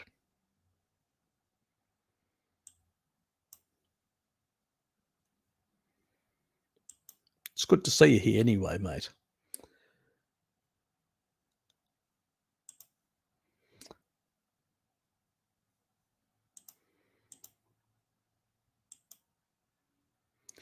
Definitely did give up on meat, seafood, and eggs. Oh, don't give up. Yep, exactly. That's my sort of, I want to get arachidonic acid in there, which is good. And we know arachidonic acid, which is much higher in animal foods, in particular eggs as well, has a very important role in the immune system, very important role in muscle repair. Actually, bodybuilders get supplemental arachidonic acid to improve their muscle repair. That's how important it is. So eggs, piggy, will give you additional arachidonic acid. Seafood, that'll help with a bit of DHA, EPA. But I don't stick to just fish. As Hello Kitty knows, I eat a number of other things. I do like eating high cholesterol, like things like octopus and things like, in particular, squid. Like squid is very high in cholesterol, so it's a very good source. I think it may be even better than eggs, but I can't remember now exactly, but it's quite high up there. So it's definitely something which is definitely indicated in that regard. So I think that people need to, I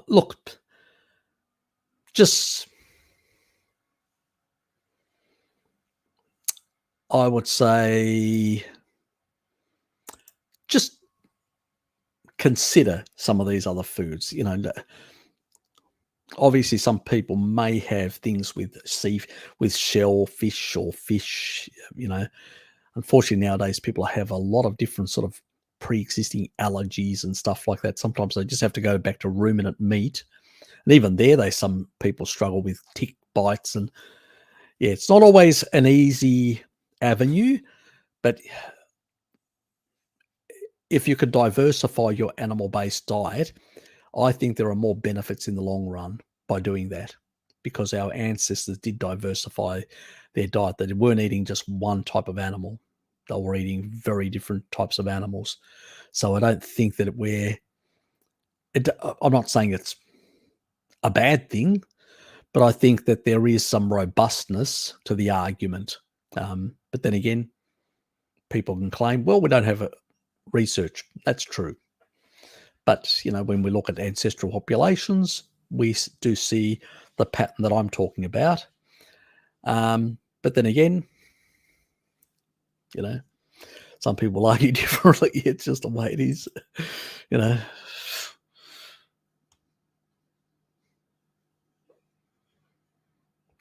Anyway, shit happens. Are avocados okay on a carnivore diet? You're not one of those avocado people, are you, Barbados? You don't need them. You definitely don't need them. It does have potassium and magnesium, does have a few other things, but you can get far more from animal foods anyway of these things, because not everything's unbound either or freely available. And also the fatty acid profile is very skewed to MUFA. And I think that we need saturated fats, we need monounsaturated fats, and we need a smaller amount, but still some PUFA as well. But we need it from a very stable source. And at the end of the day, avocado is still basically a plant. It's not as stable as in animal matrix, fat matrix. It's much more stable. So, yeah. So I still have, and it's expensive, especially now with the food inflation. So why would you bother? The level of nutrition you'll get from an animal food is much higher than that. But it's not as if it's the worst of the worst, but it's still, unnecessary. But, your money, what you do with it, Barbados, is your business.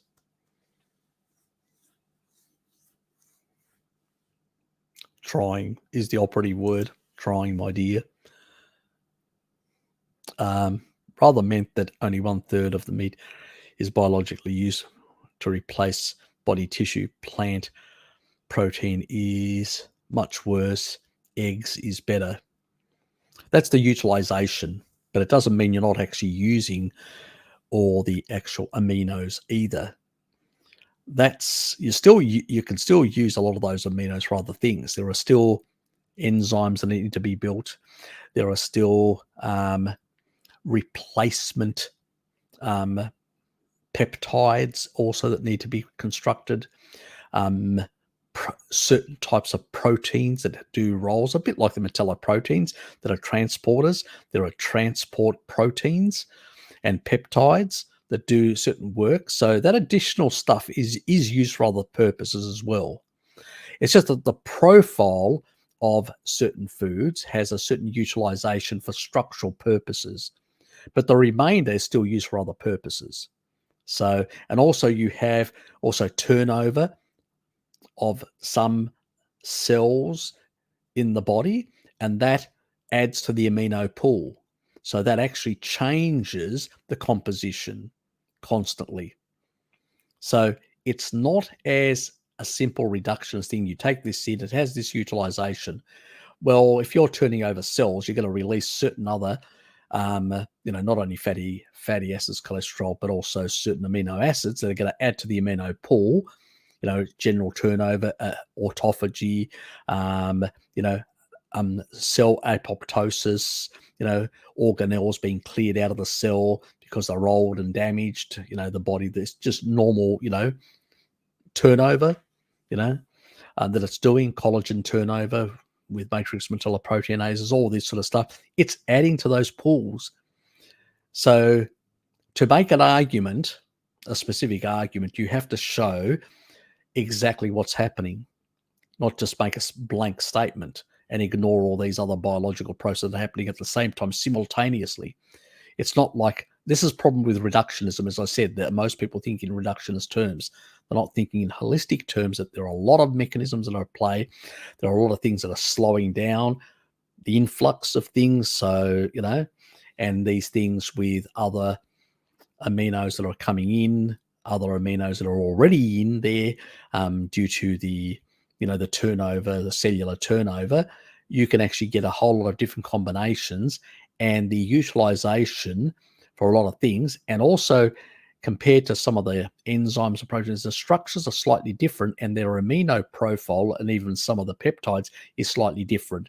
So while the utilization for structural material, that's muscle, tissue, things like that, maybe only 32%, and for eggs 49%, some of the other stuff is still going to be used for other functions, for other purposes. So it's not, utilization is for that specific purpose. So we need to keep that in mind as well. Again, there is no research that shows supply-driven gluconeogenesis. It's all demand-driven. The only time you get you up that is when you shut off hormone-sensitive lipase by combining sugar with protein. Then, yes, in those cases, in those studies, definitely the body will use amino acids to produce energy when it doesn't have enough glucose. That's definite. That will definitely do, because you still need a certain level of energy. Doesn't matter whether it's coming from sugar or fat, you still need it. And if fat's shut off, you're not eating it, and you're not getting enough through, hormone-sensitive lipase being activated because the insulin's too high, then obviously you'll use some of that. It's a costly method, and it creates more byproducts, which are problematic for the body to clear out. But yes, it will do that. And eventually, if you don't give it enough protein, it'll break down your tissue. And we know that. We see it happening in the veganerized community all the time. Too high carbohydrate, they shut off hormone-sensitive lipase. They have to get their energy somewhere, where it's coming from. It's not coming from protein. It's coming from their muscles and their bones. And they become, emaciated, many of them sometimes. So we have to keep in mind about the physiology. Most of those studies that look at that sort of stuff are looking at people on a mixed diet, SAD diet, not on a low-carb diet.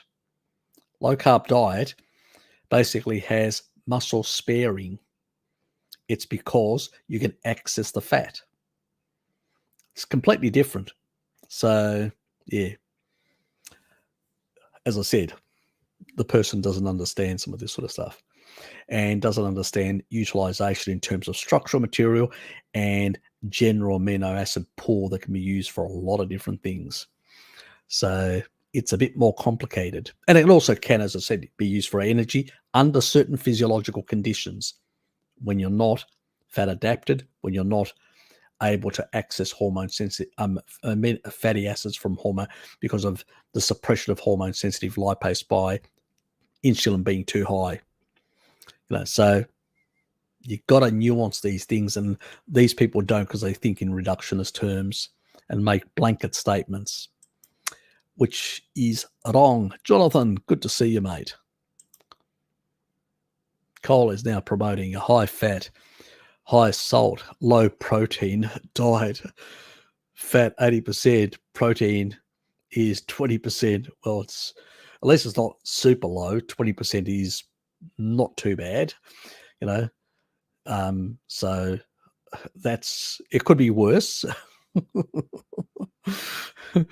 It's usually 50. Most out there that do is like 90% the therapeutic, which is 10% protein and 90% fat. That's a problem.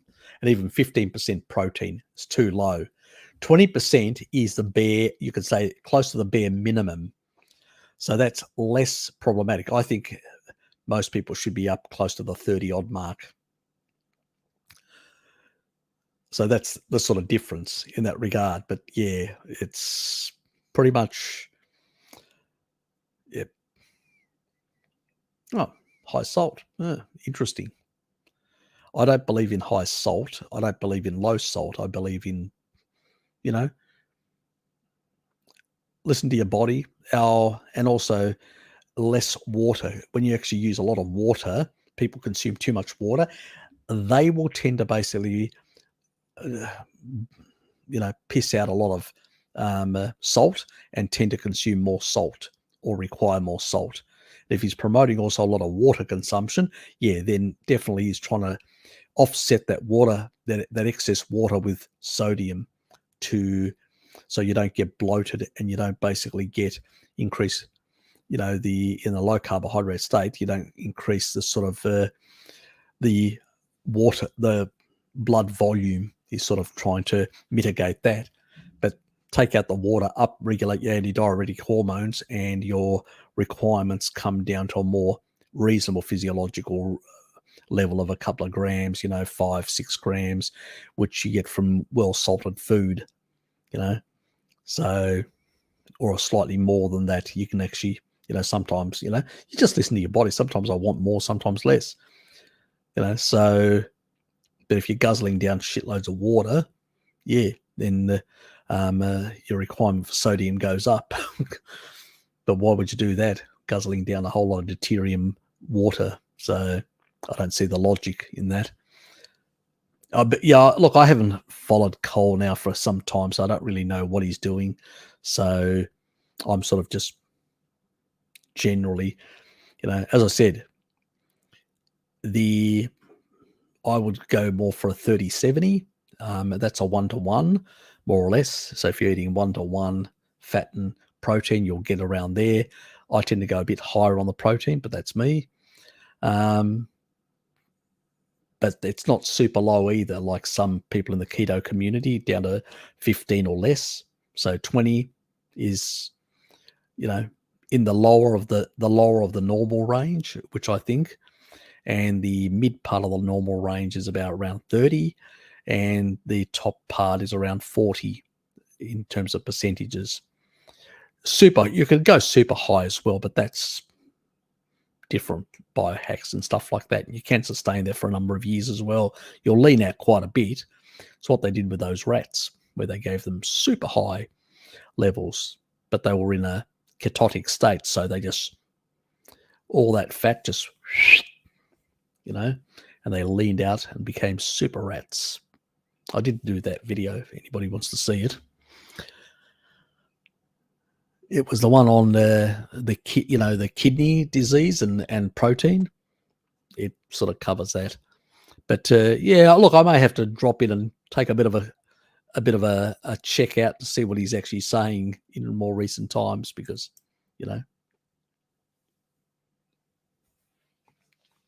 Anyway, we covered that point, the law of the normal. So you're not getting rid of neutrons, but complex will somehow hijack the proton, neutron, hydrogen nuclei, prevent it from. It's not hijacking anything. It's just providing additional energy to the system, 30% more, to basically be able to do more work within the. That's all it's doing.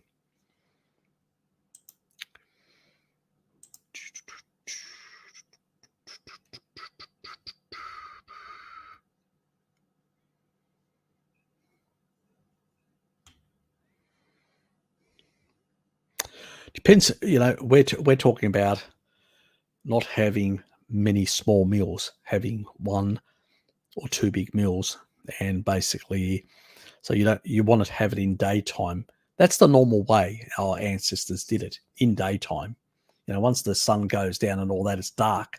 It's very hard to eat in darkness, because that would have been the natural way. So it's in the mid-afternoon, between midday and mid-afternoon, where most of the eating was done. So even if you had quite a bit, you'd be digested by, 9, 10 o'clock, maybe 11 o'clock at most. For people like me, especially if I eat at 4 o'clock, which is at the later end, they would have basically caught something. They would have brought it back. So by 2-ish, 3 o'clock, they'd be already eating, 2 hours earlier. So for them, it'd be, rather than 11, it'd be back down to about 9 o'clock, which is what a lot of people, even in agricultural societies, kept that habit of going to sleep at around 9 o'clock. So not only tribal people, but also agriculturalists, because there wasn't much light around. That's why. So it's, they were more in sync until we created light bulbs and changed everything. Raymond, how are you, mate? Hi all, hope that you're doing well. I have a small, hopeful not temporary win to report.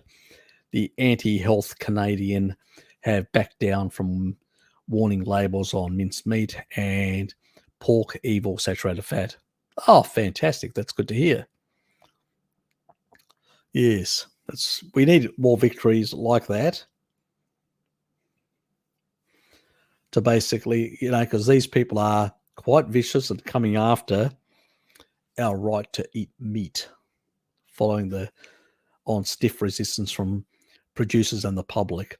I think, we saw this in, when the shelves were being emptied in 2020 and 2021, we saw that there was a lot of plant-based kibble that was left behind and very little meat on the shelves. So I think the silent majority knows what real meat is all about and what fake meat isn't. Doesn't, so even with all the brainwashing, still people know the difference, which is good, in that regard.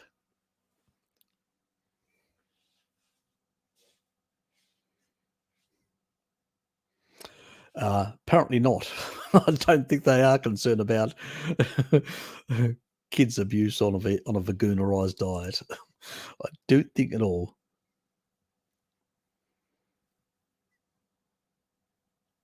It's great stuff, breastfeeding. I didn't get enough. I'm still complaining about it to this day. That's my excuse for wanting more.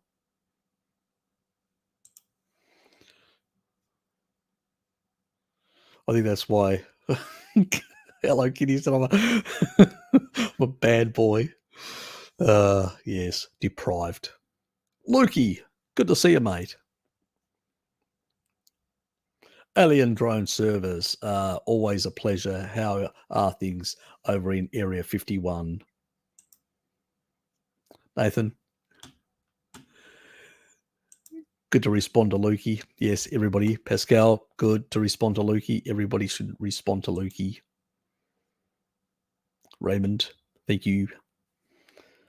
Good guys. He's a toddler. Not yet 2. Lots of outside playing. Oh, great. Yeah. Keep them outdoors. Great thing. Good for their immune system as well while it's developing. Poor teeth alignment results in Results of feeding infants soft foods. What do tribal people give their infants to chew on? Thinking roast joint. Any else? Actually, what they do is I've seen tribal women where they chew on the meat and then they give it to the child. So yeah, so it is slightly chewed, but it's just to make it easier for them to digest, which is the whole purpose. So some modern mothers have picked up on that, like instinctively, but there is a lot of frowning culturally on some of these practices, which are very much traditional now, in our societies, which is unfortunate, but it's just the reality of the way things are nowadays. But yeah, it is a very important thing with teeth alignment to actually chew. Actually, even the jaw becomes stronger and more capable but even in later age, it takes about 10 years with a cellular turnover. But if people that have been on a carnivore diet for some time, their jaw and tooth strength gets much better. I couldn't in the past. I mean, I would have literally broken a tooth or whatever if I tried to eat through a bone. Now those chicken bones, I just gnaw them away, all the edges, to get some of the minerals, the trace minerals, and all the hyaluronic acid and stuff like that. Which is what our ancestors would have done. But that's because teeth are very strong. They can just bite through things and rip things. They're much more capable, again, because it's mineralized collagen, what bone is. And when you eat more protein, you can actually create stronger mineralized protein structures. And that's pretty much what it is. And so these kids, if they eat species appropriate, they will. But unfortunately, what are the veganerized parents giving them? They're giving them all this soft fruit, and that's damaging to their gut, to their oral microbiome, and they're giving them all these things that are very inappropriate. So yeah, it's unfortunate, but it's sort of the standard sort of crap now. Raymond, avocado, almonds, palm oil are the real environmental problems, not beef. Yeah, very much. If we look, the amount of water requirements for avocados, for almonds, for palm are really super high in that regard. In the past, I mean, because most of the countries, like if you go to Southeast Asia, they used palm oil and they used basically coconut oil, but only for their domestic requirements. Now they're basically providing their whole world with these oils because other parts of the world have gone off their ancestral foods, and that's the problem. Northern Europe, Asia consumed more animal fats in the past. And since they've gone off these and they're using seed oils as cheaper alternatives to cook things, that's why, we're literally cutting down all these forests to build all this. And even some areas like California, the overuse of water reserve to basically for irrigation purposes, big problem. You've got the Rocky Mountains there that actually changes the sort of the environment completely on the other side. On the east side of the Rocky Mountains, much easier. There's a much better fertile land. To the west, it's more suited for animals than for other types of agriculture. And that's the problem. And that's why we see the problems in California and everywhere else. It's all this kibble growing. That's the biggest problem in those areas. More animals would actually rebuild some of those soils and would be more indicated for those environments, because that's the sort of stuff that it was buffalo, stuff like that in the past, not this kibble nonsense.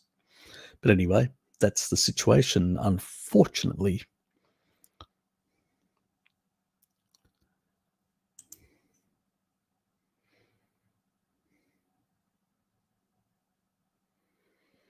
Yeah, look, it's a lot of land clearing for almonds and stuff. Yeah, it reduces.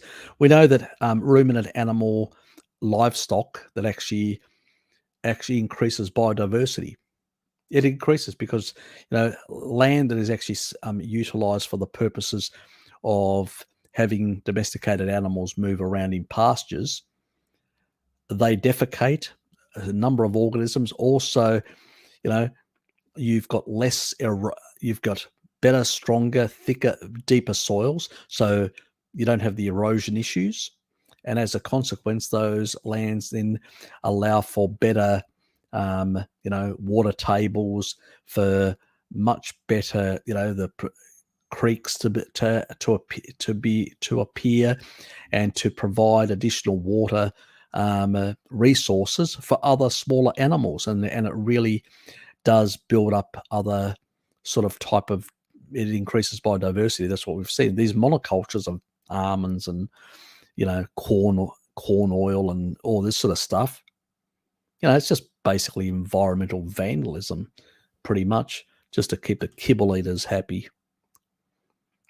The Vagoons have got no idea. I mean, they've been brainwashed to believe that carbon's a problem, which is basically it's food for plants, and demonizing the wrong thing. But they've been brainwashed deliberately, so they're not focused on the real problems.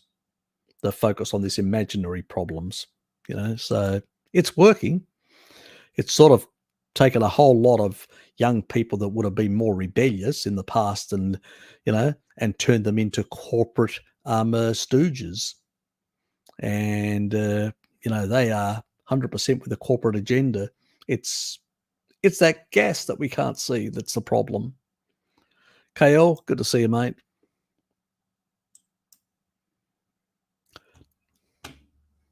Eat the bugs and be happy. Yes, DJ, but that does. Yes, eat the bugs.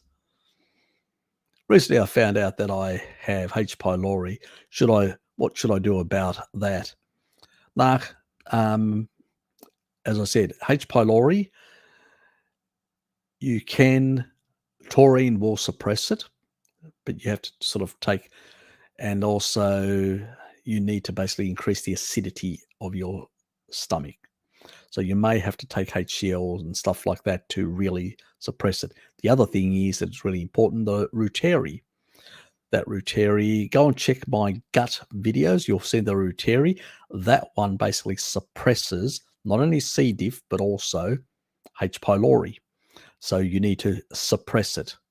Now, you could go for the nuclear option, antibiotics, and then basically try to put back the beneficial stuff with Reuteri, with B vitamins and stuff like that. Or you could try and suppress the damn thing in that regard, because that would affect your stomach acidity and absorption, the ability to absorb animal foods as well. So if you're having any issues, and I think you are having some issues, it probably is related to this nasty bugger, which tries to make things more alkaline because it survives much better and proliferates together with candida in a more alkaline environment. Yes, that's why the Vagoonized community have so many gut issue problems. They're growing the wrong stuff.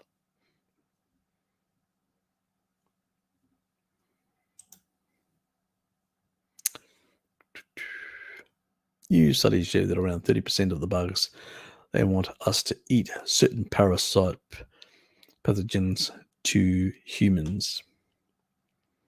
Look, there's a lot of... Where do I start? I'm not going to have a rant now. It's too late. It's nearly 10 o'clock. It's too late to have a rant. But yeah, ask me again some other time, and I'll have a rant about this sort of thing. Or maybe I need to do a video and have a proper rant about some of this sort of stuff. These are speculations at this point. I'll leave it at that. We still don't know enough about. We're making assumptions about a lot of things.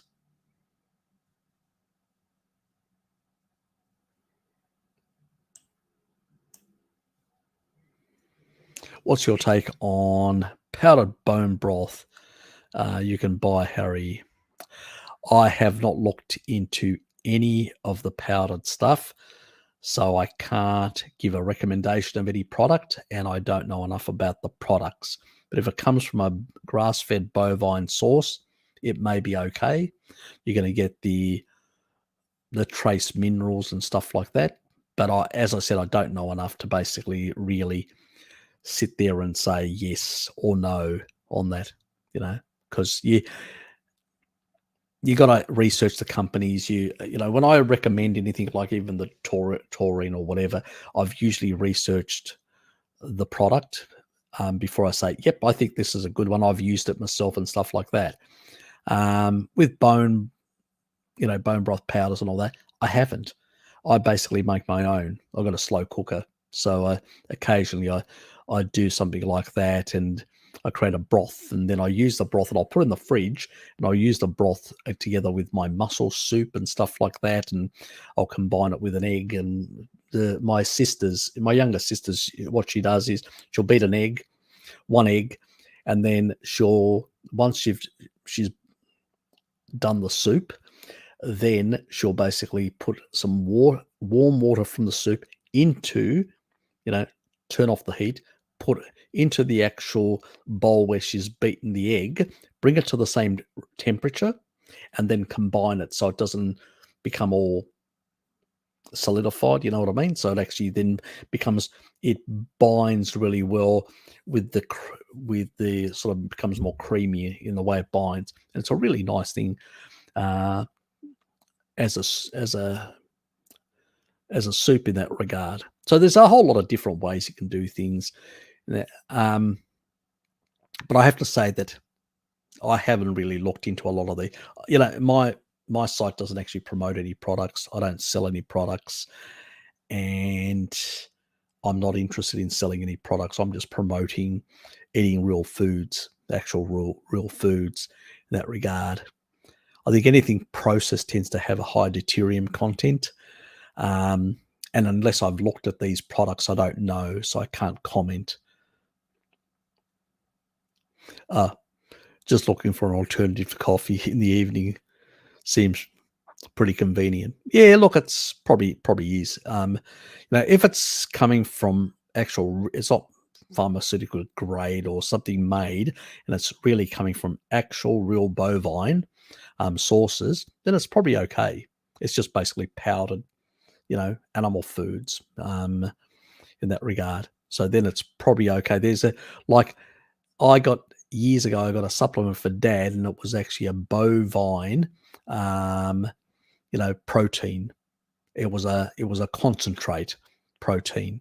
So it was actually basically powdered actual flesh of animals, So it was the offcuts, the stuff that tends to basically be the stuff that they throw out.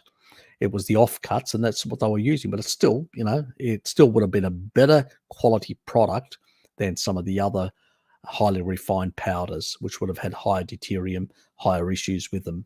So it's probably, these things are probably okay, not a problem. But as I said, I haven't researched them in any significant way to be able to recommend and say yes. I put my hand on my heart and say yes. But if they're not too far away from the real stuff, then they're probably not too bad. It's just a powdered form of an actual food itself. As if it's no different than basically putting a food in and doing an ultra blend of something. You'll powderize a real food, but it's still the real food in a sense. You may lose some nutrients, that's true. But again, this is more what Nathan was saying, powdered bone and broth. It's more for the trace minerals and stuff like that from the bone. So you're going to get the aminos, you're going to get the minerals. That's really what you're after anyway. So it's probably okay in that regard. But as I said, again,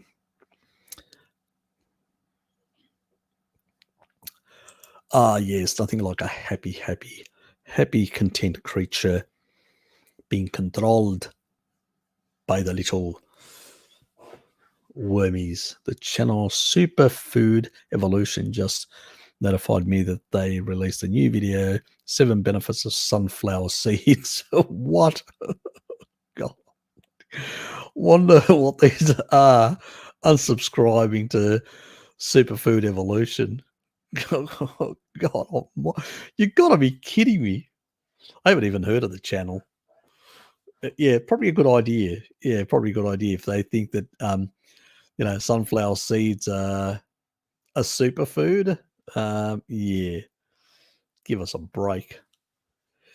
Look, unprocessed seeds will have their fats will have lower deuterium compared to processed, seed oils, but still, they do have too much PUFA, which can still become rancid over time. Since they're actually extracted, they do become more rancid, and I don't consider that a superfood. They're not in a food matrix in the same way that animal foods are. It's just not the same.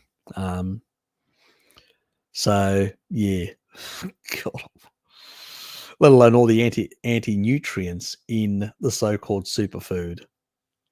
God Almighty, they still doing videos like that, don't they? Yeah, sometimes you wonder, God, hasn't it clicked with some of these people? Yeah, I'd say that's a good idea, DJ Projectors. I don't think you need advice from such a channel that's coming up with such nonsense. I bought the antibiotics the doctor prescribed for that, but I haven't begun taking them because I wanted to ask you. Okay, fair enough. I'm not really into the approach of doing that, but the word is but. I can't either tell you what to do. Now, some people will decide to take the antibiotics and say, I want to get rid of it as fast as possible. Fair enough. But there can be some ramifications with that. Other people go the other approach and say, I'll take a HCl, try to increase the acidity, take taurine in higher doses, plus take a Ruteri, some of these, in a higher dose in order to suppress. And you can actually, remember, in a water kefir, you can actually grow the Ruteri in a larger amount and then use it to basically then try and suppress, H. pylori, and try to increase the acidity of your stomach because it doesn't like an acidic environment. That's,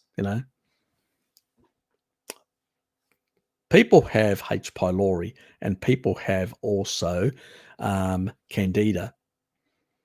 And once they have it, it's not very easy to get rid of. But what you can do is you can suppress it. And most people suppress it and have no symptoms. So that's the sort of side. Because it has the ability to go into sort of hiding or, find ways of getting into the mucosal sort of layers and sort of trying to stealthily evade destruction. And then will basically, when it finds an opportunity in an alkaline environment, it will grow again rapidly and try to suppress the mechanisms that try to make its environment more acidic. So what you have to do is really go high in the acidic, because a lot of people have done antibiotics and they end up sometimes with H. pylori, antibiotic resistant H. pylori. That's, that then it really becomes even a more nasty type. And that's the things that I find problematic with antibiotics and H. pylori. There is a combination, I can't remember the exact combination, that the Western Australian researcher used, and that may actually work as long as you don't have some of the newer strains. If you've got some of the older strains, and this is why I can't, you'd have to look at the research of what strains they were used, because I can't remember them off the top of my head. Ask me in the comments area and I'll look it up. No, Nathan, that's not it. Deuterium is something completely different.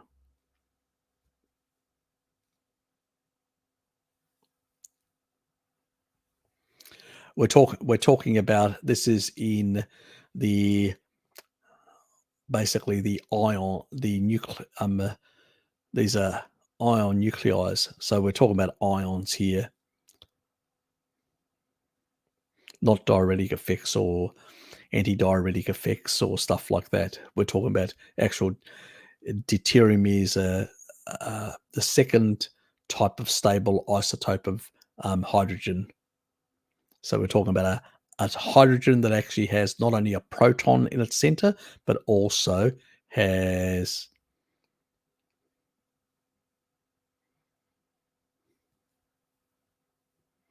Okay.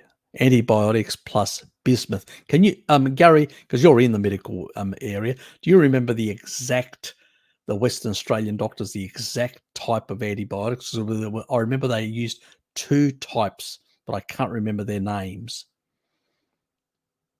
So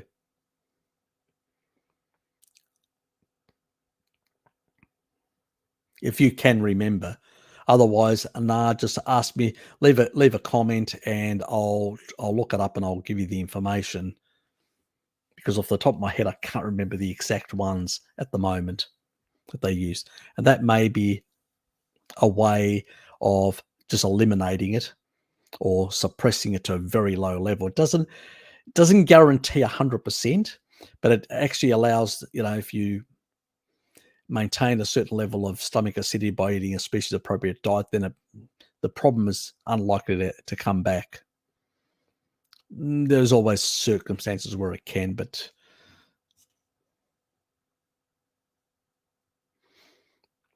oh yeah, Sarah, see you, Sarah. Yeah, I'm about to pull the pin as well shortly. It's nearly 4 hours, and I do have work tomorrow as well.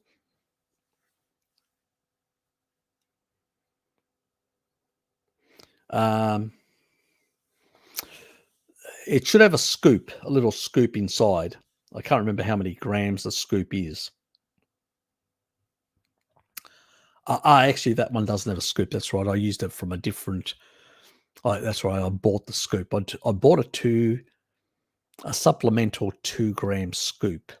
Um, you'll have to look it up. Just Google it. I can't remember exactly the dosages for a quarter of a teaspoon, how many grams it is.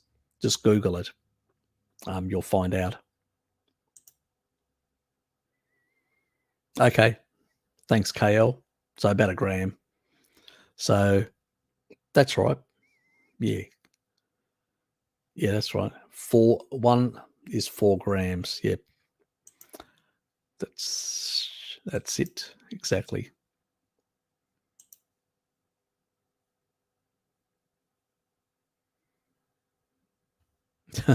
Until they notified you with their nonsense.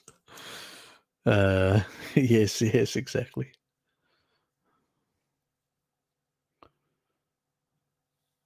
Yep. Some info there.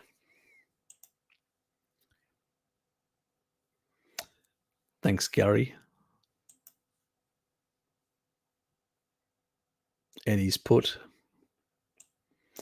that those names look familiar. I think that yeah, I think that's the two types of antibiotics.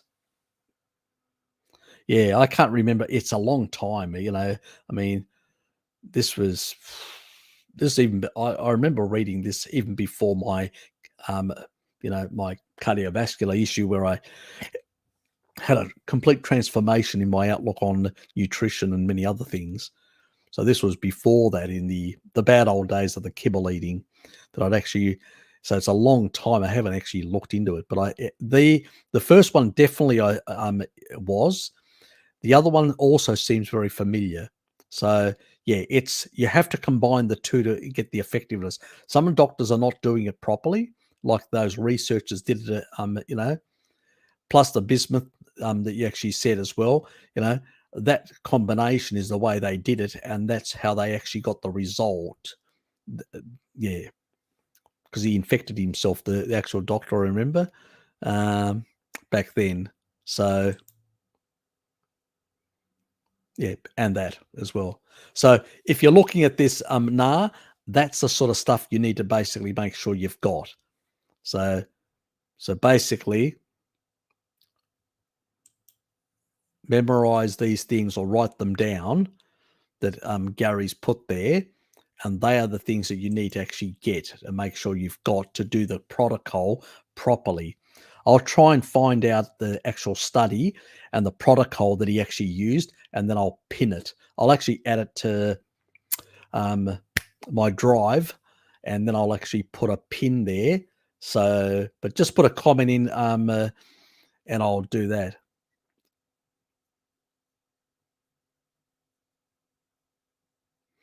And Bjorn says, drink 1 liter of cabbage juice for at least, yeah, well, plants have medicinal properties for at least 7 days, and it's very effective for eliminating H. pylori. Well, you could try that as well in and see how that goes as well. So there are options there for you. You've got all the information now from Gary and Bjorn. Give it a try. See how it actually works out. You've got nothing to lose, mate, at all. So just do well. That's one of your options in that regard.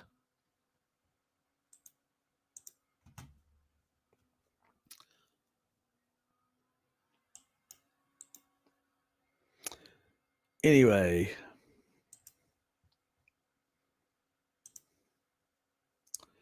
getting to that, as I say, we're getting to that time now. Put that up there. Not a problem. You're welcome.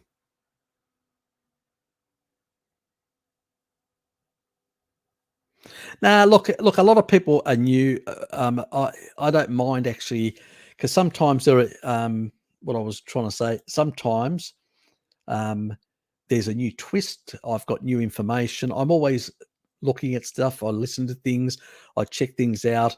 I'm always looking at, did I miss anything? I don't. The biggest danger you can do in any science or anything is to think that you know everything. That's a fatal mistake. That's when people make big errors. You always need to question whether, is there something else? And I think a lot of my subs are very much like that, especially the ones that are more experienced and the ones that I've interacted with for longer. And people know that, you gotta, and sometimes they challenge me, which is a good thing, because they go, well, Harry, I heard this, or I heard that, or, what about this sort of situation? And that's a good thing, because it actually puts me, I have to come up with, and if I don't have an answer, I'll look it up. But it also drives me to actually look at these sort of things in a deeper way, go down another rabbit hole that I may have missed. The end of the day, as I've said to people, we are not all knowing. We're not gods. We're humans. You know, humans with our own frailties, humans with our own limitations, humans with sometimes we may misunderstand things. So it's important that we challenge each other. It's important that we interact, talk about stuff, because sometimes you can actually get a bit of a new nuance. On this channel, there's no dumb questions. There's no too many questions. It's just we run out of time. There's not enough time to answer everything.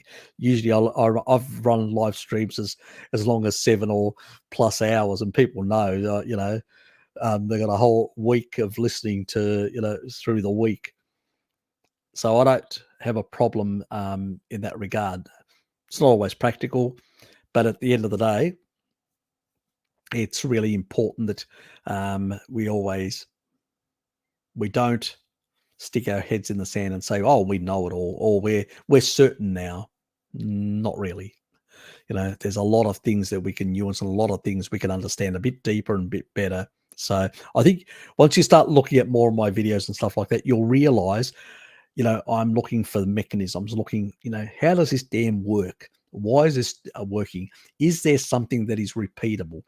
Can we see in the literature where there is an inverse of what they're stating to invalidate a hypothesis? You got to challenge everything, and you got to challenge even yourself to some extent, because otherwise you end up just regurgitating the same old garbage and myths that are out there. And that's not what this channel's about. It's a no BS, and we challenge everything, even the person who's making any claim or running the channel as well. Don't we, Bjorn? Always. It's the way we do it. You're welcome, mate. And look at all that information that the guys have put up, and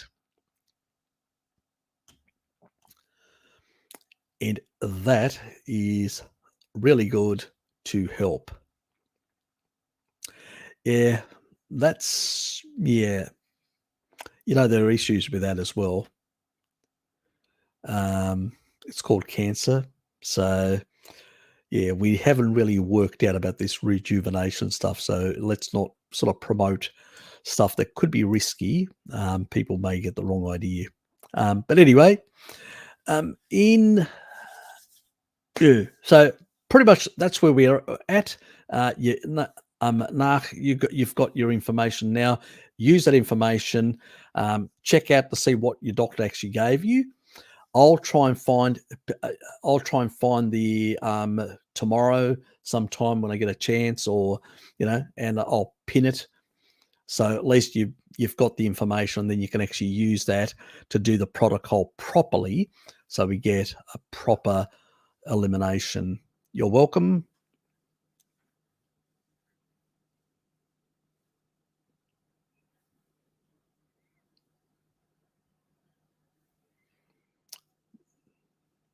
Yep, you're welcome, mate.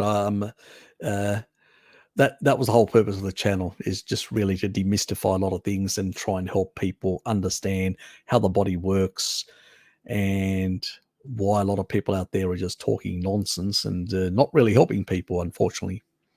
Anyway, my blue blocking redness is increasing, so it's telling me, shouldn't you be in bed soon, young, well, middle-aged Harry? Anyway, guys, thanks for being here. Take care, and see you all in a fortnight's time at the next live stream. And later this week, I should have a couple of other videos out by that stage as well. So, how many? Not promising anything, but there'll definitely be one or two. There could be more, depending on the amount of time I have. So, and I will need to check a few other things as well that are out there at the moment and see what some other people are saying. And if you guys, like in the comments area, as you know, if you hear some ridiculous stuff you think is ridiculous or whatever, leave me a comment, like some of you have already done. And, I usually will look at it and go, well, that doesn't sound right. And then I'll make a video on it. So it sometimes allows me to make these little short videos sorting out some of these myths and falsehoods that are being perpetuated on these social media platforms. Anyway, thanks, Raymond, as well.